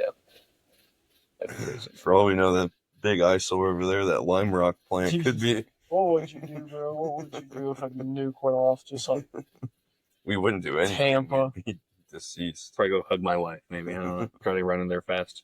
trying to run to Tampa? They Trying to run can. towards Tampa as fast as I could, dude. I'm not trying to hang out through all this bullshit that's gonna happen after, dude. Get me the fuck out of here, bro. Go to Utah. I was thinking about. No, I don't want to live in like apocalypse time, dude. Get me the fuck out of here, brother. I was thinking about nuclear Rapid. fallout when I was driving through Eastport, and it was like that 1950s retro vibe, Yeah. Cold War era. Oh my god. It's like Germantown. Like modern, things. yeah, it was like modern Cold War era, like Nuketown on Call of Duty. Hell That'd be sick to go play paintball in there. It's like the Wayne's World. Like the Wayne's World, what's the village? yeah. Sicker Town or no, the village? Yeah, you're Yeah. The village. Wayne's World. That's like what Eastport is right now. You can go play You went to paintball. Wayne's World too? Yeah, That's fun. Is it still around? Yeah. I think we should We throw a should go. date on Yeah, we the should on the definitely. I'm calendar gonna and train for that. do Like, that. make sure my legs are good. We can all get GoPros and post it on the channel. We'll like clip together some shit. That'd be fun. Wayne's World's fun, man. I was telling him, like, growing up, I vividly remember this. I would think you would too, because you're a little bit older, but remember when, like, we were trying to get into paintball, we were still pretty young with the Bishops, and our dads were like, I don't know if you're ready for it. Like, I don't know if you can take it or whatever. The paintball kind of hurts. Pause. Know if you're ready for it. And they just made us walk out in our front yard, and they shot us with paintballs. With our walk spaces. Yeah, they said start walking, and then they just went pop, pop, pop, pop, pop, and lit us up. They're like, "You guys still want to play?" And we're like crying, like, "Yeah." I vividly remember that. I vividly remember that, and then we started actually playing in the woods and stuff. And I was telling Hunter the other day, it was like, I remember vividly, like, in the Bishop's Woods, their property back there, they had the trails for the 4-wheelers and stuff.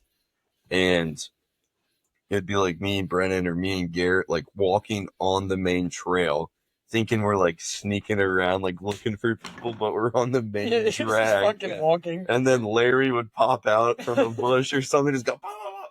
Larry was good, man. And thinking we're, like, being sneaky just because we're, like, walking quietly, but we're on the main drag. Larry had that tip in 98. Yeah, looking back, it's like, that's so stupid because we're on the path. We were talking about, because I was saying I can't wait till the boys are old enough, dude. They want to play now, but I'm like, you're not ready. But when they are, oh god, I'm looking forward to that. That's when you get a Wayne's fucking World. much, Ruckus will dude. be I love paint. I was telling him I played a 24-hour game in Wayne's World one time. 24 hours. It was the sickest shit ever. It was like, Was it speedball? no, it was woods ball, but it was two sides. You know how there's a south base, north base there? One base was the north base and one base was south base, and they had their commanders. Set up base. They had their commanders, and you would have to like run little missions and do and stuff and patrol roads. It was super fun. I can't wait till the my boys favorite are old one enough was for that shit. whatever, the King of the Hill, whatever. I'll have to go touch the base. That was the funnest game to play there. I didn't like the town one because we had some idiots that would just rip you this close, and I was like, come on, have some self control. Oh, I can't wait. But the boys can play paintball. But go touch the base one, I was good. That one's Paintball. that's So the fun. touch the base. I remember playing. It's like the first woods course, Alpha Speedball track. Yeah. That one was fun. Yeah. I was like Sinkertown. Do you remember Sinkertown? You ever remember that one? It's just like a gully kind of like goes into like it's downhill both ways. And it's just a single lane with a couple buildings. There's maybe like 4 or 5 buildings and then just woods all around it. That was our shit, dude. I had an X7, fully automatic. Thing was badass, dude. No, dude, going back to the Bishops one, I remember one day that was super funny. They had the deer stand set up one time. Yeah. They're like, all right, guys, don't go up in the deer stand. It's unsafe. Like, we don't want you climbing up and freaking out, falling down. And we're like, yeah, that makes sense. Like, that checks out. Yeah. We're going around. I'm sneaking a little bit better than you were. Just walking like the British Army and on the path in a single file line. But I'm walking around. I see the tree stand. I'm like, okay, I know where I'm at. I'm using my landmarks. I just got popped. I'm like, what's this guy? And sure enough, Larry was up in the tree stand. Right after telling us not to go. Y'all get in it because I'm going. Yeah, I didn't even pay attention to it because no one's up there. Yeah. And this guy pops me. Yeah. Like I'm at 8 point. No, I'm going to paintball. Airsoft was a liability at our house after we got that. Yeah, that was liability. I wish Garrett was here for My that. parents would never let me play airsoft. They We only played gave paintball, us but I the couldn't spring-loaded play one, so it was like very like a spring-loaded pistol. Yeah, that no. just shot up. So it was, but we had some close encounters with the eyeballs. That's for sure. Yeah, I can't believe they allowed us to play airsoft in our yard because where we lived at in Inverness, it was like it's not a main street, but I would compare it to like I don't know, probably like Bar Boulevard. Okay. So it's like kind of a main neighborhood road, Yeah. like a cut through, and cars would pass every probably 10, 15 seconds. Yeah. 20 seconds. And we're just out in the backyard shooting airsoft. It's like, so if we miss, like it's going, Yeah. possibly hitting a car, if not like something across the Yeah. street. A lot of windows, a lot of house. But yeah, I still can't believe they let us play airsoft in the backyard. But Look at us now. me and Garrett, he had a BB gun too, spring loaded BB gun. And we used to sit out in the yard like we're sniping, and we would shoot squirrels and birds. And Oh yeah. every time we drop one, we try to go cover it up, and the dogs don't get it. And then we got caught, and Mom was like, whatever you kill, you got to eat. And we're like, all right. Squirrels ain't that bad. Squirrel's good. Squirrel's It great. ain't that bad, man. Like if worst comes to worst and we got to kill a couple squirrels to survive, like Squirrel's Yeah. great. Squirrel and rabbit's really good. Like Yeah. we were talking about earlier, I used to dissect the lizards. I also used to kill a lot of squirrels. And my dad was the same way. Whatever you kill, you got to eat it.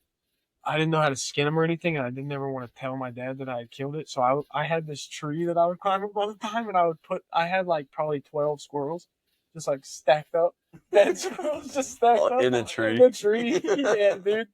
Yeah, I bet their bones are still there. That shit's crazy. I had a bunch of that'd be something to squirrels stumble across, dude. stacked up squirrel. in this tree. Oh my god.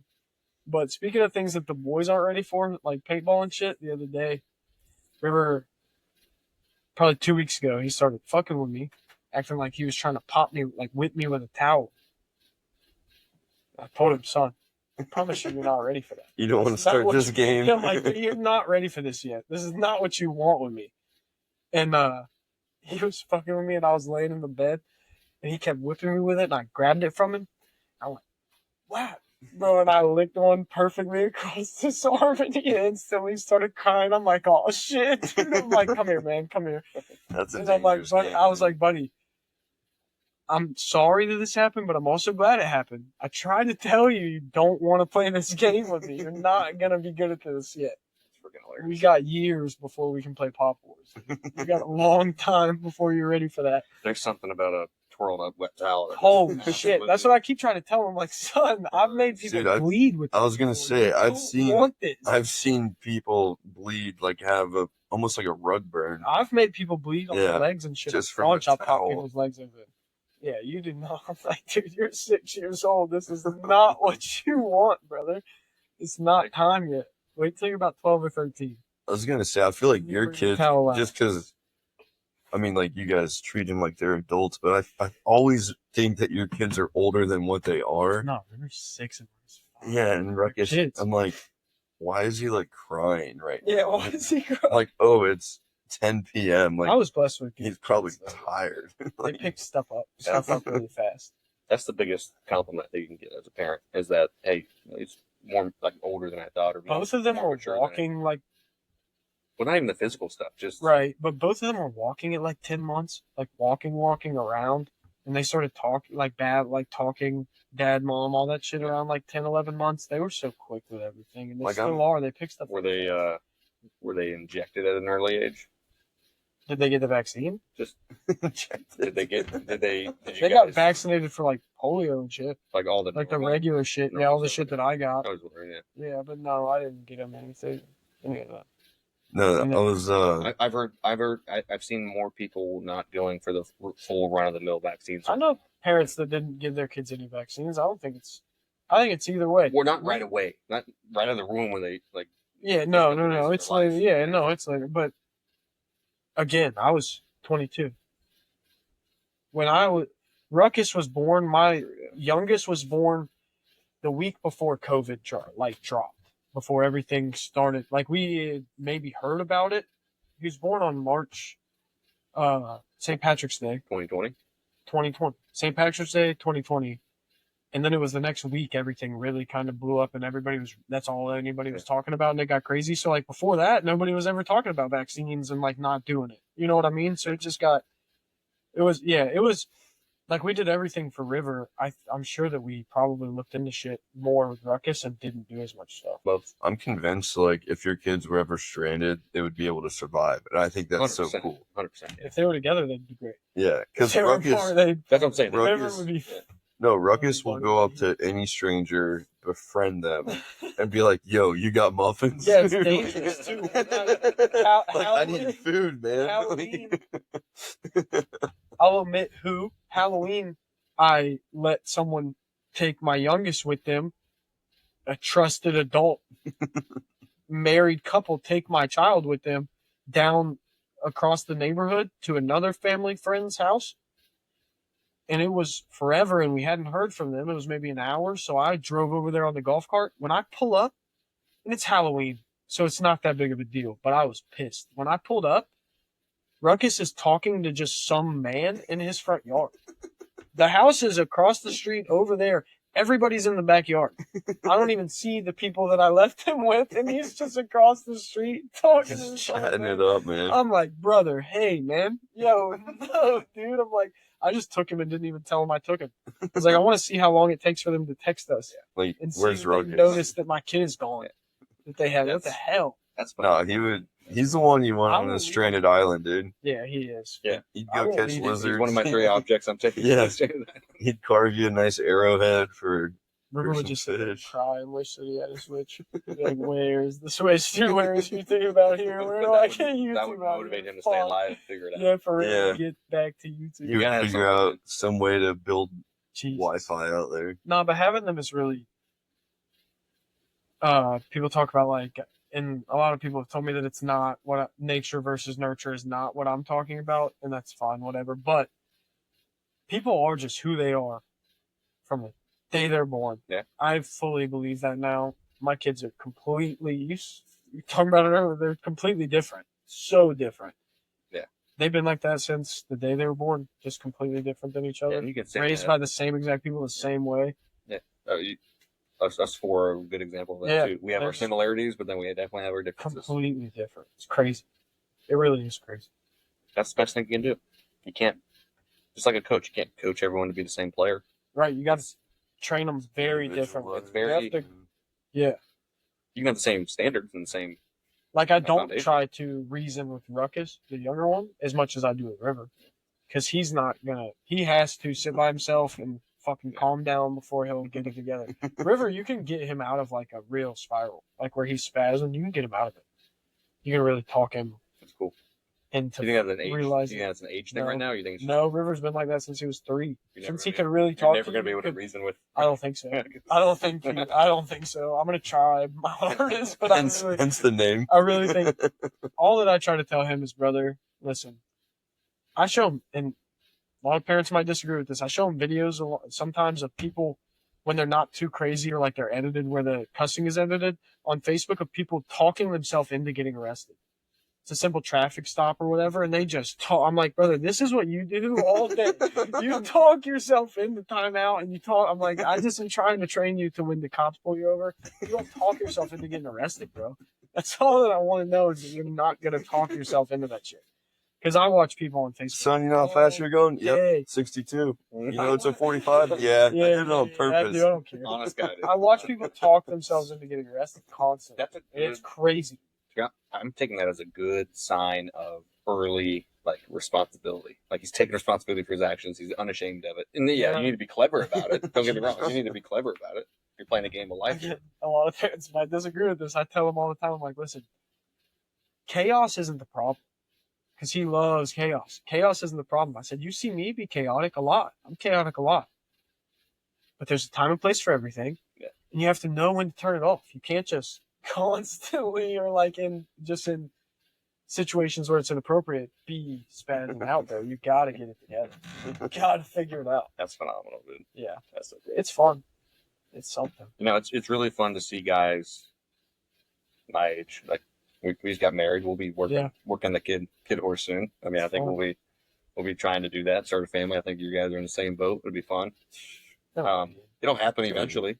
Yeah. Right. Hopefully, if we're blessed enough. And it's just fun to see the guys that we knew. Like, you know, your wife was talking about how your college roomies knew your wife during your guys' time together. Like back then, like Right. just in 7 years, what kind of 20-year-old. what kind of people you changed into, and it's fun because you're rooting for them. Right? You're not like actively never jealous of it. I mean, obviously, yeah, sometimes hey, that guy got a cool car or whatever, but it's like at the end of the day, it's like you guys are making choices and taking control of your lives. Yeah. And now you're making more lives, which is sweet.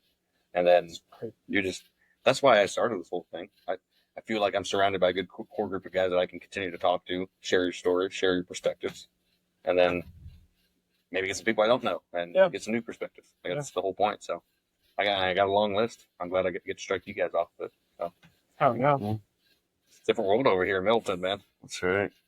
It is different over here, dude. It's weird. Especially we were subdivision, I guess, type kids. We We had our away, own but space, though. we had like an apartment complex next door to us that was kind of sketchy, and Yeah. you got That's true. a way different backstory than we do and different area of the world growing Can't up. stand living in this neighborhood. And I feel like it's way different for them. It's interesting to me that they're so close to me. Yeah. Like, It is. what I hate but is how accessible I am. I yeah, grew up that's on what I was gonna say. I grew up on 5 acres, but my dad leased out 10 around us. So we had 15 acres and like we lived on this little cul-de-sac. Nobody's just coming to your house. Yeah. I mean, I have people pull up.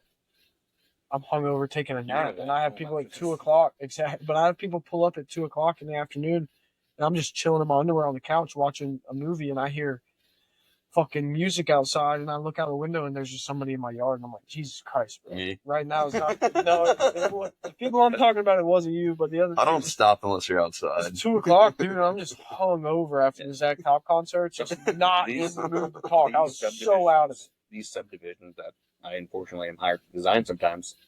Unfortunately. I say unfortunately because they're not like, if I had to choose what I got to design, I would design the big 1 acre lots for everyone out and have some fun. But I think it's just, that's what I want. I want a bigger lot. I want more room and all that stuff. It's a deconstructed apartment complex. It's right next to you. There's so many people everywhere. I love my clients. I really do. Yeah.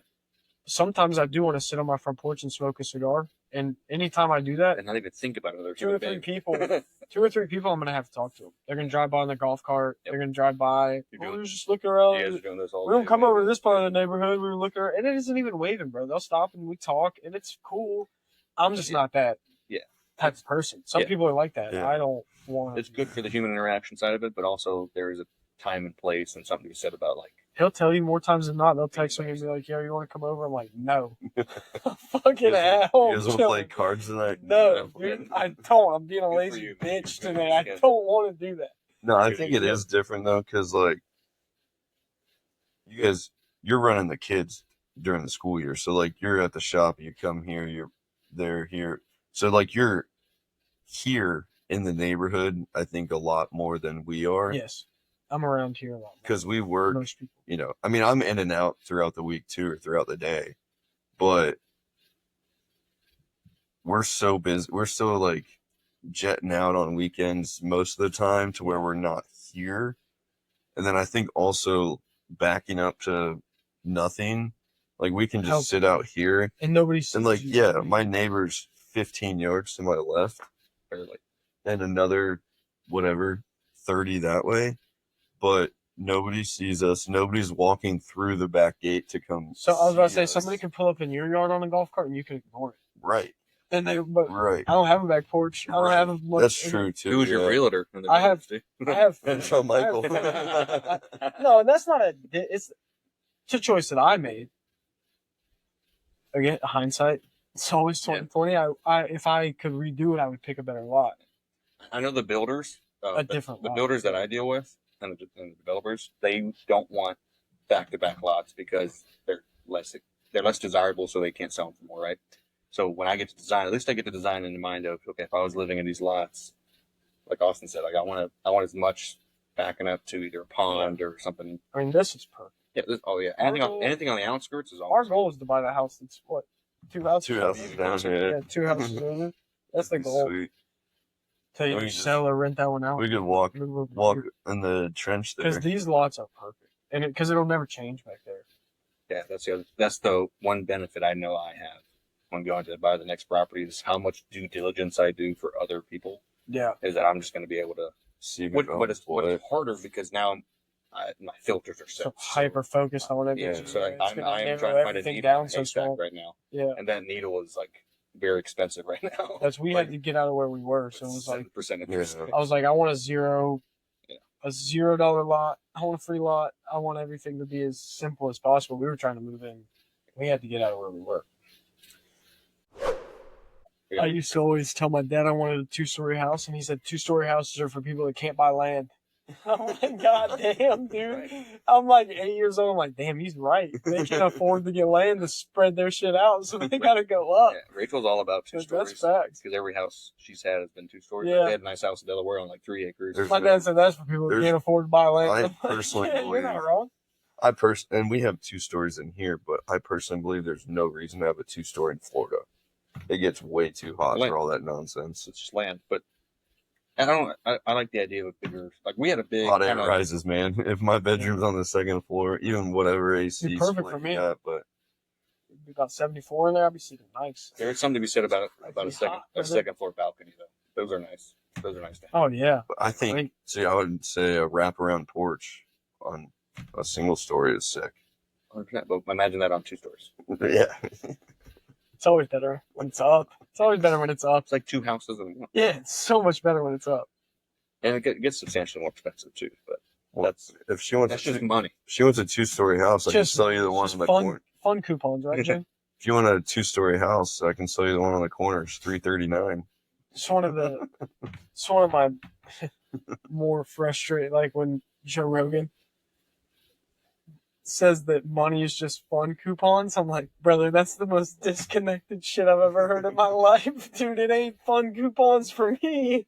It's fucking bill coupons is what it is for me, buddy.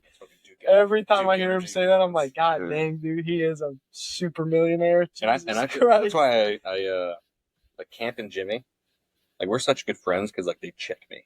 Yeah. And which is good. You should have guys in your life that check you. Yeah. In the good ways, right?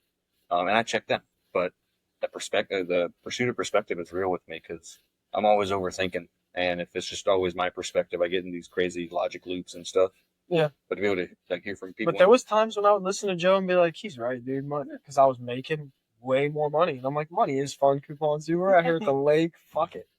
Now, no, that's bill money. That's not fun anything. it's getting tighter and tighter with the world. It's just so expensive. I mean, I talk to my grandparents a lot, and I love talking to them about my bills. They get so shook by it. They're like, brother, you pay more a month than we paid in a year Yeah, no, for shit. They're like, dude, we're not holy even talking shit. about like we're not even Like, talking what are about you talking Hulu and Disney about? Plus. We're talking about essentials. Yeah, I'm talking about just the Yeah. phone bill and stuff. They're like, dude, It's it's different. crazy. Yeah, they were living here around here, right? Yeah. Oh, yeah. Yeah, forever. But, Maybe not in Middleton, but yeah. You know, villages like But you got to work for it. You got to get out there and do something. You got to do something. yeah, it's weird. We just met together here. Oh, I got Go over financials, but I'm thinking they're like on the No. FaceTime with a financial advisor. I'm like, hell yeah, dude. put it on the Google dude. Calendar. yeah, Fuck. yeah, we gotta set it or else we won't do it. But it's one of those things. It's like you just get so stuck in like the pay your bills. Yeah, buy this dinner, buy that dinner. But it's like if you don't track everything, my take is like there's a happy medium, right? Like we don't have kids, we don't have crazy bills, we don't have like insane debt or anything like that. So like we really just pay bills, and then we have Punch coupons. a sum of money that we can do whatever. But she was wanting to figure out like where's that money going towards, like what are we doing with that money. It's like, well, it's a good point, but at the same time I think there's a fine line between like tracking everything and saving for later, because like none of us are promised tomorrow, which is like it's a cliche saying, but it's like it's true. It's like Mr. We're bringing back cliches. But yeah, but it's like, why am I saving for when I'm 70 years old? Like, I'm at this rate, that'd be sick if I make it there. But it's like, you're not. you know what I mean? I can for real speak there. It's like money comes and my take is money comes and goes. It does. That's a fact. You're gonna have everything you need if you work. But that's why you have to But- put some back because right. it comes and goes. Right. So you have your emergency fund or whatever. I was making really good money working for my dad. Really good money. But I was also smoking $1,200 to $1,500 a month of weed. Jeez. That's fun And- coupons. And that no, it's a ton. It's stupid. A lot of weed. But I was sitting there at the lake smoking 6-7 blunts a day. I would just sit there and smoke tons of blunts. Just sit there. Now I look back and I'm like, Jesus, brother. If I would have put that money back instead of just blowing it on burning shit constantly, the position I would be in would be a lot more comfortable now. When it is, the money's not coming, it's going. Right now, it's more going than it's coming because I'm trying to start something new and different. And it's just I look back and I regret so many decisions I made when I was making some, but you can't live like that. It's not, You just got you just got to move You forward. just got Dave Ramsey to follow me, I think. You just got to move forward but man, I try to tell people that all the time. I'm like, brother, when it's going good, you need to be thinking about it because it might not be going good all the time. There's might come a time when it's not, and you just think back on all those times that you spent money and you're like, fuck, dude. I spent $400 on my friend's 23rd birthday for a VIP booth at a club because I was like, fuck it. No, my damn, that $400, dude, that would go a long way, brother. Yeah, I just think about all the stuff that I did when I was making really good money. If I could go back and change it. It's very easy to do when you're making that money because you're like, oh, I got it. Yeah, I had it. And I was still putting money away. Even when I was smoking all that weed, I was still putting money away. But I could have been in such a different financial position now. The shop would be way different. She would just be way different. Yeah. But at the time, though, you never regretted one of those blunts on the lake, though. That's the balance. Right. That's like the fine line I was saying. It's like, damn, but I can't. Yeah, like you could tough. do that because you didn't have kids. Yeah. You didn't you were chilling. Yeah, things were different. Everything was so different. Right. You had fun. Had fun. Yeah. Had a lot of fun. You guys got any burning questions you want to finish up with? Typically, I let Cam say a couple things. He spats out a couple things he researched. And which one's Cam? The big black guy. Okay. That's okay. Yeah. I couldn't remember for sure if it was the dude that was pissed off about people in Walmart or if it was the black guy. I couldn't remember which one's the dude that's pissed off about people in Walmart. It was Ryan and Jimmy. Jimmy. Okay. Jimmy wasn't pissed off. He just like confronting them. Ryan was pissed off. I just like how y'all were like, it sounds like you need to shop somewhere other than Walmart. It sounds like Walmart's the problem. Maybe the clientele of Walmart is more the problem than. Yeah. You go somewhere else where you have to put down a quarter. I talk to tons of people in Publix. Yeah, I do. I talk to tons of people in Publix. Those old guys that are just helping bag groceries. Excuse me, brother. Excuse me, brother. I don't have any. I usually let Cam kind of throw out a couple of things at the end, but or he just does it. I don't think I let him. But yeah. You got any burning questions for me? The big Arbor, the guy with the podcast. Questions for your big bro, dude? Any questions for big bro? I mean, I see the setup because it's right in front of us here, but I guess my question is, what actually goes into like? So after this, we conclude, and then how do you go about editing? Do you watch the entire video? So I have been before you cut. Like I have, because that's what almost 2 hours.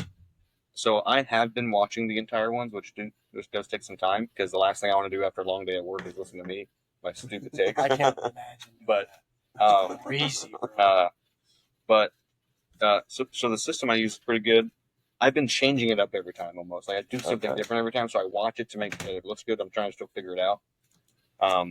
Once I get a tried and true system, this is the first in person without just me. Usually it's just that setup and a microphone in front of my face. Hopefully this sounds good. If it doesn't, we're kind of screwed. But we had a good time either way. Yeah, right. It's on video, so we can at least watch it, and we can put some captions to say whatever we want, I guess. The second camera should be good. They get a nice view of you guys. So. Well, I've been looking at that one. A little bit dynamic. You're not supposed to be looking at it, dude. Well, I was looking at the TV. He doesn't look at the camera, but it probably looks like I'm looking at that one. Yeah. But either way. So yeah, that the same thing that records it, I can edit it, and then I basically just make sure it sounds okay. Edit any audio. If I can cut it, make it look cool, that's awesome. Put my logo on it. I put an intro music, a little outro music. Hopefully this time it'll be a little interactive and keep people on their toes. But yeah, no, that's sweet, man. Glad you started it up. It's a cool little hobby. Get going. Like I was telling Hunter, it's a really cool way to just keep in touch with the guys. I wanted to do podcasts for years. I've listened to a whole bunch of them, and I've started listening to them more. I've been listening to them for 8-10 years. Like I've wanted to do podcasts. I don't want to be a regurgitating soundboard of a lot of takes. I like to think I have original thoughts. Yeah. But sometimes it is good to see cohesiveness. I want to brag a little bit. I feel like I've been ahead of the game on a couple of things. Because I've said something in a podcast or I've said something in an episode, and I hear it on something that came out afterwards. Yeah. I heard. I was like, okay, nailed it. Not nailed it, but like nailed it. Like reassurance. Like a topic. Like I'm speaking about the topics that are getting a lot of views. Yeah. So if it were to ever become something, that's cool. That I might have my little finger on the pulse. It's just the beginning. Probably might have a social media thing. I've never been a big social media poster. Because it is out there forever. I kind of skipped that whole thing and said, let's just videotape myself with a microphone and put it out there forever. Yeah. So I skipped the whole typing words, but I got to figure out the whole marketing and everything. But I have another off-camera group of people that can help advise me in that situation. So I've been using that. There's a Chrysia Jones, excuse me. shout out. Shout out Chrysia. Jones. She helped me make my Instagram account, which I know how to make an Instagram account, guys. Let's be real, but Right. she did it for me. So thank you. I owe her a high five or something. We have Carly Bogart. She's had a good history track record. Yeah, that's true. That's a good topic, dude. That you could talk about What? fucking social media. You're talking about you never like you never got on Facebook and like said just some bullshit. Oh, yeah. So Young, back in the like, high you school were days, young. Fire away. back in the high school days, I did post. The I posted embarrassment of like your stupid things. memories on Facebook when it Yeah. pulls up your Like the, status hey, and you're man, like, check out- holy Yeah. shit, dude! And I can't. I'll believe delete I them now. said that. I'll delete them now because Me I don't too. want to see it delete next them all year. the time. I'm like, I don't want to see this, dude. Holy shit! I never had a Facebook like where I post. The only reason I have a Facebook now is for Marketplace. Dude, I used to post statuses hoping that a specific girl would see the status and like text me about it. Like, be like, oh, dude, you okay? And that's, Yeah, babe. I think, Doing I good. think How are social you? media I has was actually changed. just waiting for your Doing ass to better text now. me, dude. But that's how it Yeah, was for back real. then. God, They weren't so using lame. social media That shit was so lame. Social media in our high school time was not being used the same way it's being used now. Yeah. So now it's Right. now it's a business for a lot of people. So now it's used in more. Damn, now I'm thinking of That way, embarrassing shit. promotional Me and ways. Chuck were Yeah. talking about the other day. Give me one. I used to, damn, this is embarrassing. I used to text chicks, but I would word the whole text like I was texting my buddy about her and about how awesome she is. Like, I love her, dude. Now, Frame yourself. dude. And then I would send it and then instantly be like, oh man, That's amazing. wrong person. I Did it can't work? believe I did. Oh, it worked tons, dude, on like a 14-year-old. I never would have. I was 14. I was 14. Yeah, no, this was the But on high school 4 years, memory. this The was- high school memory. But yeah, dude, freshman year, just texting chicks, being like, God, she's just the best. I love her so much. I just want to be with her forever. I mean, that's the dude. game. That's the hustle. It's like, oh, sorry, wrong person. Oh, I'm so sorry, wrong I problem. meant to send my buddy this about you. But honestly, I'm glad that you read it. Yeah. Hit him with that shit. That is Dude, it worked. That's a tactic, and Yeah, any Never heard. 14-year-olds That's listen, smart. dude, that shit worked a lot. didn't have the dating apps, dude. He did it himself, Yeah. man. Son, I did have good game for like middle and high school, and then after that, like I remember dudes always telling me that once I got a ring on my finger, girls would be approaching you all the time and trying to get you. It's like, dude, that's complete opposite for me. I was yeah, somewhat, I would have considered myself I was decent with ladies. Dude, now girls come around and I'm like, yeah, fucking, I have a wife. I don't know what Listen, the fuck I don't know. you're on, I'm not but trying I'm married. I've heard that too from, I don't know anyone specific, but I've heard that in the jokes in and generality. Dudes Yeah. make that joke all the Yeah. time. I'm like, I have an experience. As soon Yeah, as I those- tell a girl they're married, they're like, oh, all right, bro. I'm like, those yeah, guys bet. are I don't. looking for something. Right, true. Yeah, I guess I'm out there fucking, Yeah. yeah, any girl that has ever. If I'm looking, cool, hey, dude. yeah, if I'm fucking looking- shoot pool, baby. if Get I'm out looking of for here. a 95 old body style Ford F-150, I'm gonna find it. I'm gonna see a lot of them on the road. Okay, Yeah, like, facts. there's gonna be a lot of them driving around. Yeah. Yeah, no, that's That shit was. I used to say that at a barbershop all the time. Now that you go to the ring, I'm like, bro, no, that's not how it's worked Not at for all. me. not why I got the That's ring. how it Not how it's Oh, worked that's for not me why at I got the all. ring, man. No girls are approaching me. And besides, if people are approaching you with the ring on, those aren't the type of girls I want to be around anyways. Right. I've never understood why a dude wants to lose partial custody of his kids and his mortgage over pussy. Yeah. And this doesn't have to go on. No, it's good. But it can, but I've never understood does your- why. It's Yeah, I've crazy. never understood why a dude wants to lose custody of your children, Again, mortgage, there's no 50% of everything for pussy. Listen, I'm gonna wrap it into my. What? I always try to make a not a lesson, but a point. Yeah. You got to have a solid foundation inside of you. Sure. If you don't have that, you're just acting on raw emotion and testosterone. I guess, but I'm straight as hell, dude. And I'm not ruining my life for bullets. You're what? You're what is So I'm straight as hell, but I'm not ruining my life you have a foundation for some strange. I guess maybe I don't know. I just don't even like it. I've never been able to wrap You my have head a around foundation. You have pretty stern reactions and justifiable it. justifiable reasonings. Like you can explain yourself. Yeah. You're emotional. I'll give you that, but you have stern Sure. like reasoning behind that. Most people are just emotional and they don't have stern. That shit's just always tripped me out. I have buddies that have done it. If you're never making the choice to get married, you did that. Yeah. That's what you did. Yeah, and love your wife and that's your what- kids. Because my opinions on that, like, we'll just call it polygamy, has changed since I've gotten married. Me and Shelby talk about it, not all the time, but it's come up over the years. And I explained to her exactly how I feel about it. I do think that I don't know exactly the right word to use. I think that guys I don't think it'll necessarily hurt the relationship if a man, especially if he's call it like all these fucking dude podcasts call it a high value guy. It's not me. If you're a high value man and you're making $1 million a year and you're traveling a lot, I don't think it's going to hurt your relationship with your wife, even if you have kids, to get pussy when you're out of town or whatever. And it just is what it's not that big of a deal. She doesn't need to hear about it or know about it. It's not a big deal. Me and Shelby talk about this stuff, but that's not the commitment I made to my wife. If I could go back in time and try to talk about it with her, maybe it would be different. But at this point, I made the decision I made. She's not okay with that. So who am I to? I wouldn't appreciate it if she did it. That's what the dudes in the barbershop, when this shit would come up all the time, they'd be like, they'd always be like, well, what do you think about her bringing another man in the situation? I'm like, hell no, dude, what are you talking about? Because I always said my ideal situation would be my wife being cool with going to Downs. She sees a girl she thinks is cute. We try to get her back to the crib. That is ideal, in my opinion. Listen, but that's not the agreement that me and my wife made. You made just because I change 5, 6, 8 years later doesn't give me the right to just start acting a fool. I think a lot of dudes are just like, I've changed my mind, so this is what it is now. It's like, dude, you made a commitment at one point. You gotta. You set the rules. I mean, you said the words, bro. You said that. If my mom or wife watches this, I disagree with you. That's me and Shelby talked about. That's why I'm fine talking about this. With that as an option. Yeah, me and her have talked about it a ton because we've talked about it with the boys. A ton, all the time.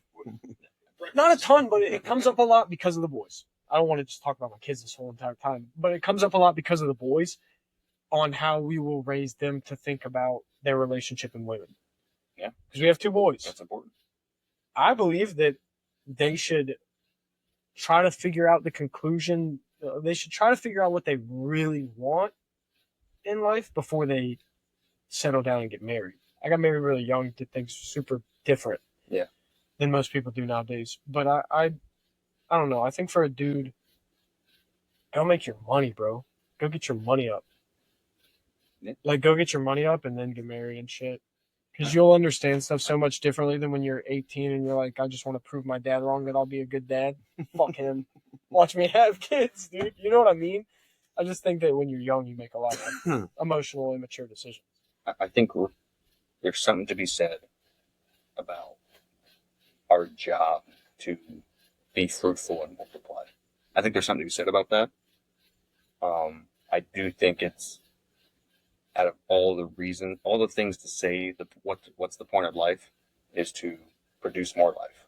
Yeah. That's animal kingdom, biblically, whatever you want to point to, survival, and then producing more quality life. Like, right, for the betterment of the species. These cicadas back here. Yeah. What does cicadas do? That's what I would say. Short. So whether you start that early or start it later, that's a choice you make in life or something that happens in life. And I think it's a choice. And I say all that shit, but I can also, like a lot of people say, and I don't disagree with this, that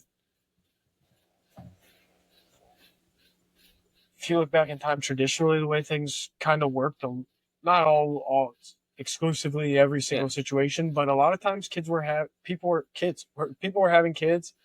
I don't think this is how it should be, dude. Wait till you're an adult. Kids would have kids at 16, 17.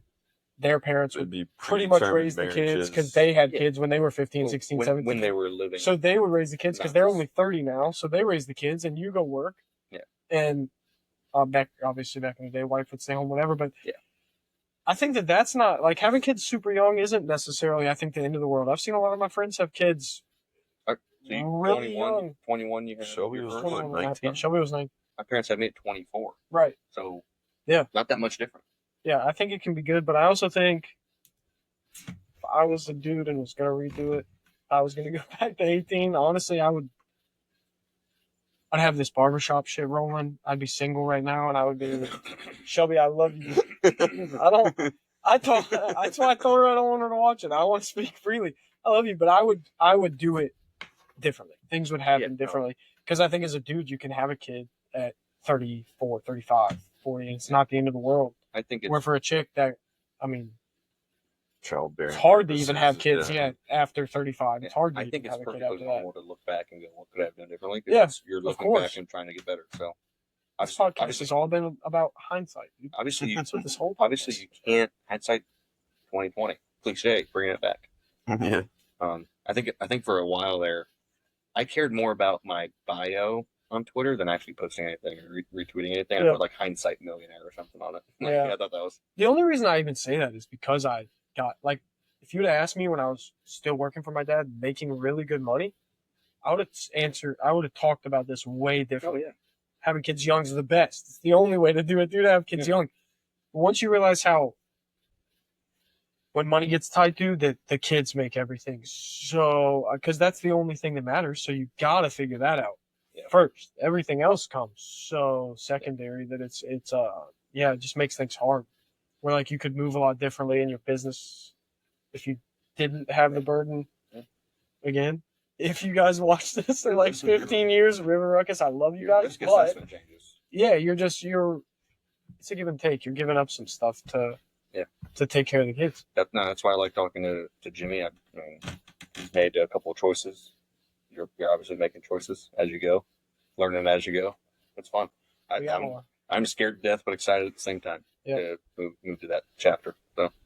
Oh, dude, kids at high schoolers like that I cut. One of them a couple weeks ago was asking me, like, that's how you know you're getting old. This kid was asking me, like, life advice about after high school. That's good. And I'm like, brother, listen to me. I promise you, your parents, as old as they are, wise as they are, they sound like they got it all together, they're just figuring it out. Yeah.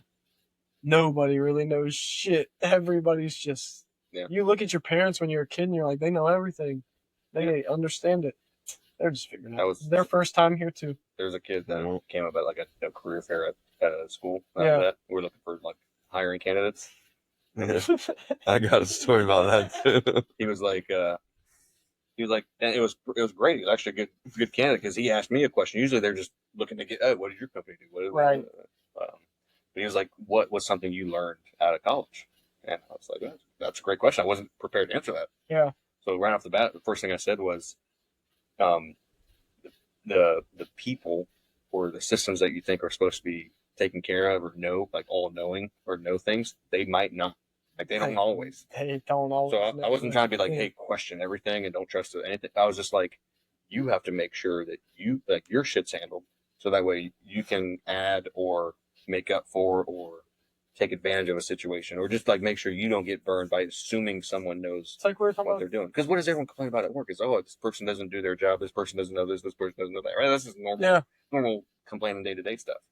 It happens everywhere. And like Austin said, it's so big. There's so many people involved in all these things that not everything's perfect. And when a lot of people operate that way, and you do finally get burned, it hurts more. If I operate off, like, if something bad happens to me, I don't freak out as much as an average person because I know that was probably inevitable. Yep. Because things are imperfect. Yep. So it gives me like solace in knowing that I know I can't control everything. Some people can't handle what is that where some people will make a mistake or I'll make a mistake. Yeah.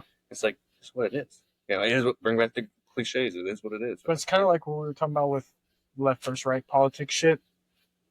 I do encourage, like I told that kid after that, I'm like, but listen to everything they say. Yeah. Listen to everything they say and decide if it's bullshit or not. 100. You have to decide though. But listen to all of it. Listen to all the old guys. Listen to everything they got to say. And just decide if it applies to you. Yeah. I mean, if you don't like reading books, talk to as many people as you you got to can. tell you're So, I got invited to the career fair here at the high school a couple months ago, and we're lined up. You know, most career fairs, it's I have to like cut this out. I said, don't say anything. I'm like, it's all colleges, right? So Yeah. it's like all these university representatives, and then it started with sales, marketing, golf, all villages, departments.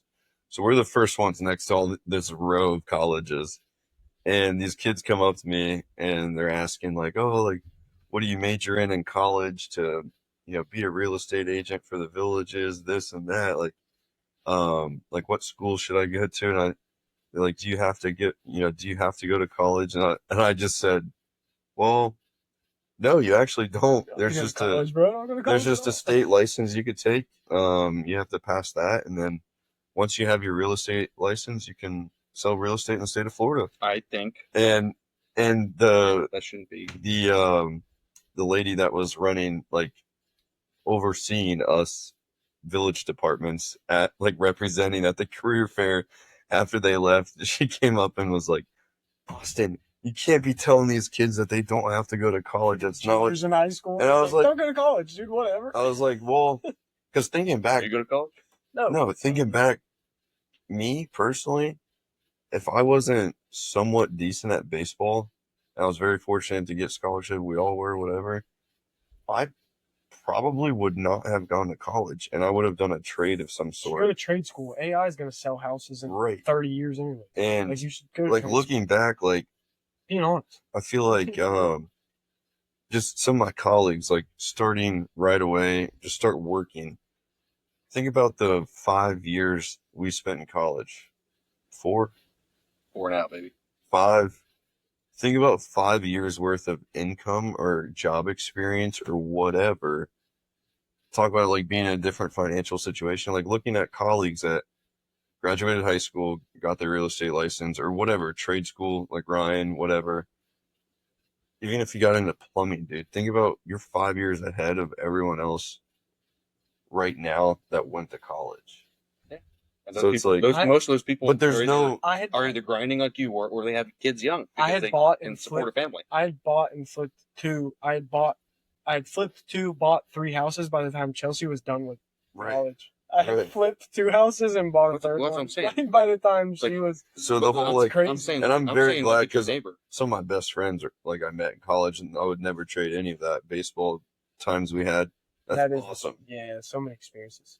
But at the end of the day, like, now looking back, it's like, well, if I just sucked at baseball, I would still be okay. Because, like, you would be 5 years either experience on the job, figuring it out, like what path, or career you wanted. Whereas me, I graduated college. It's my 3rd job in 5 years. So it's like, I could have done that on the front end and then I would have been chilling. Yeah. But now I'm like 5 years late because I went to college for 5 years and then flipped jobs 3 times. And now I'm like, oh, this one's it. Like, we're good here. Like, you know what I mean? I came to notice more of that. People don't go to college for the same reasons as I was in college. And I noticed that I was a nerd that was good enough at sports to play in college. Like, Yeah. barely. Like, I was a nerd that played sports.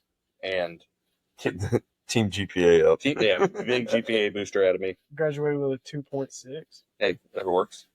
Hey, But what I'm got my point is, you guys are in the same neighborhood, right? like, Yeah. I'm not saying one, like, not One Right. of you was one right, route- one of you was wrong. Yeah, it's just one of you guys are both right in this situation, right? So there's so many different paths. Yep. In life, and I will say the most gangster motherfuckers that I know that are riding around in the shit that they want. They have what they want. They go on vacations when they want. They do what they want. Are pipe welders, brother. Yeah. I got a couple buddies that are pipe welder. They just, as soon as high school was over, they went and started welding in Texas and just pipe welding. Dude, now they're chilling. Yeah. College is, and you're talking to an engineer. I went to college to be an engineer, which you have to do. Right. And there's certain dumb. vocations that you need to go What is it? to college for. You could go to a trade school and be an engineer, I feel like. Cut out half the There's bullshit ways- you had to take. There's ways to get. There's to be ways an to get engineer, a professional engineering degree that don't include a full 4-year school. but but it there's takes, still- But again, that's a liability thing. How So I long have would- how long would that take? 10 years? 15 years? to. Yeah. To get an Yeah. engineering But you're license? making money along the way, and you're doing Sure, all this stuff, and yeah. it's not guaranteed, and all this stuff. Yeah. So, but yeah, there's certain things that you go to school for to get the higher education, to get information you couldn't get by yourself, maybe, and to get taught how to be in that profession. But there's so many other ways to make money, which at the end of the day, that's what we were preached at. When I remember, like, hey, go to college, get a good job. Like that was the game of Right. life that we were told to do. But most people went to college without really knowing how to make the connection of going to college to get a good job. Or what they wanted They thought to it do. was just like pass, go and collect $200. Go to college, you're going to get a job. Yeah. That's not how it works. No. Yeah. And that's what I'm saying about following blindly, not having a foundation. Yeah. A lot of people have big dreams when they go to college and they have all these big ideas, and that's great.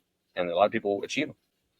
But I was supposed to be a physical therapist. you're You talking gotta about wake up every day and do the things that are going to get you down that path. A lot of people just think that, like, going to college, getting your physical therapy degree will be there's a like, big entitlement. I'll be a physical therapist. Like, no, you got to go down a path to get there. Yeah. There's a path. And you I guess, yeah, what I'm saying is, like, 4.0 and like do all the things right while you're at school and still graduate. right, But like, how are you going to provide value? And be working at for Publix. cash? right.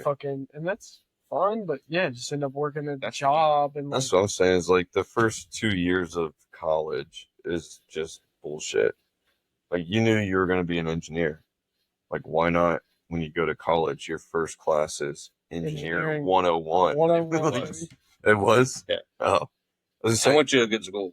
well, like, Shout out Ember Road. no, like, all your prereqs, Shout like, out. your English 101, I- you did that in high school. Brother? Yeah, I mean, your brother did dual enrollment, which I got all those out Which, at a Timco in high school. right, so I did the same, but I'm saying that your typical, like, if you go to college, your first 2 years, if you didn't do dual enrollment, are spent on bullshit. Whereas I think if you go to college, it should be treated more like a trade where you just go right into your major. I agree with If that. you have your mind made up, I'm going to be an engineer, They don't make the most you don't money need to off go of learn that. how to format They don't make you know, money off of that. essays in MLA format. It's like you go right into your like, engineering Correct, degree. because I only had 2 years of specialized education for Right. my bachelor's.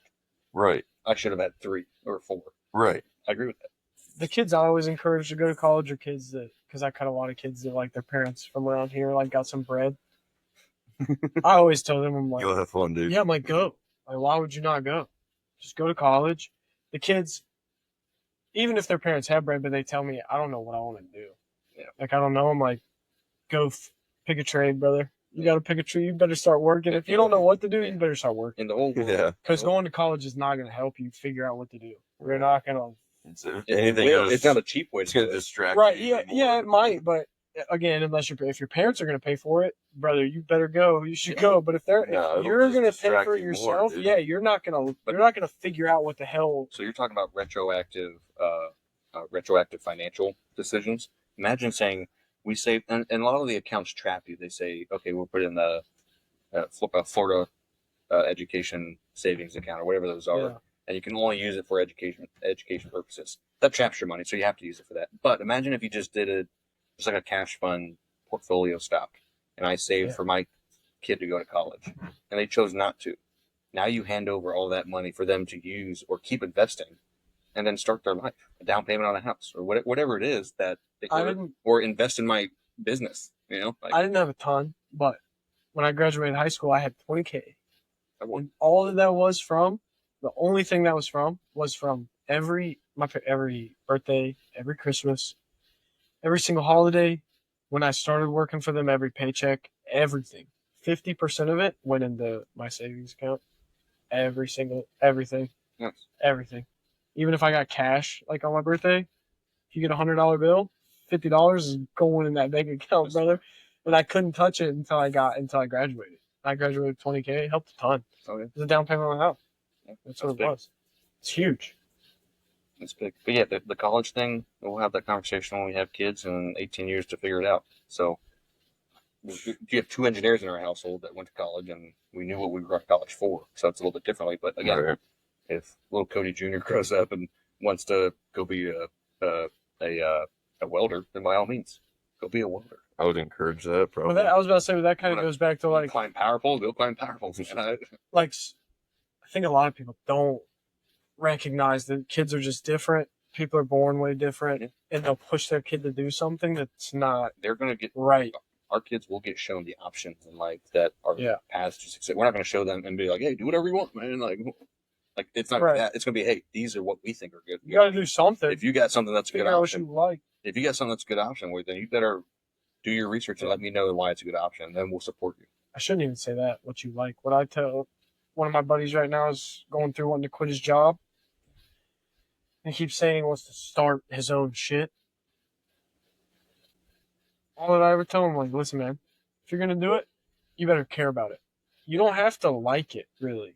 Yeah. I don't like cutting hair, but I care that I care when I'm cutting their hair. I care that the haircut comes out good. Try to work. Yeah. I care about it.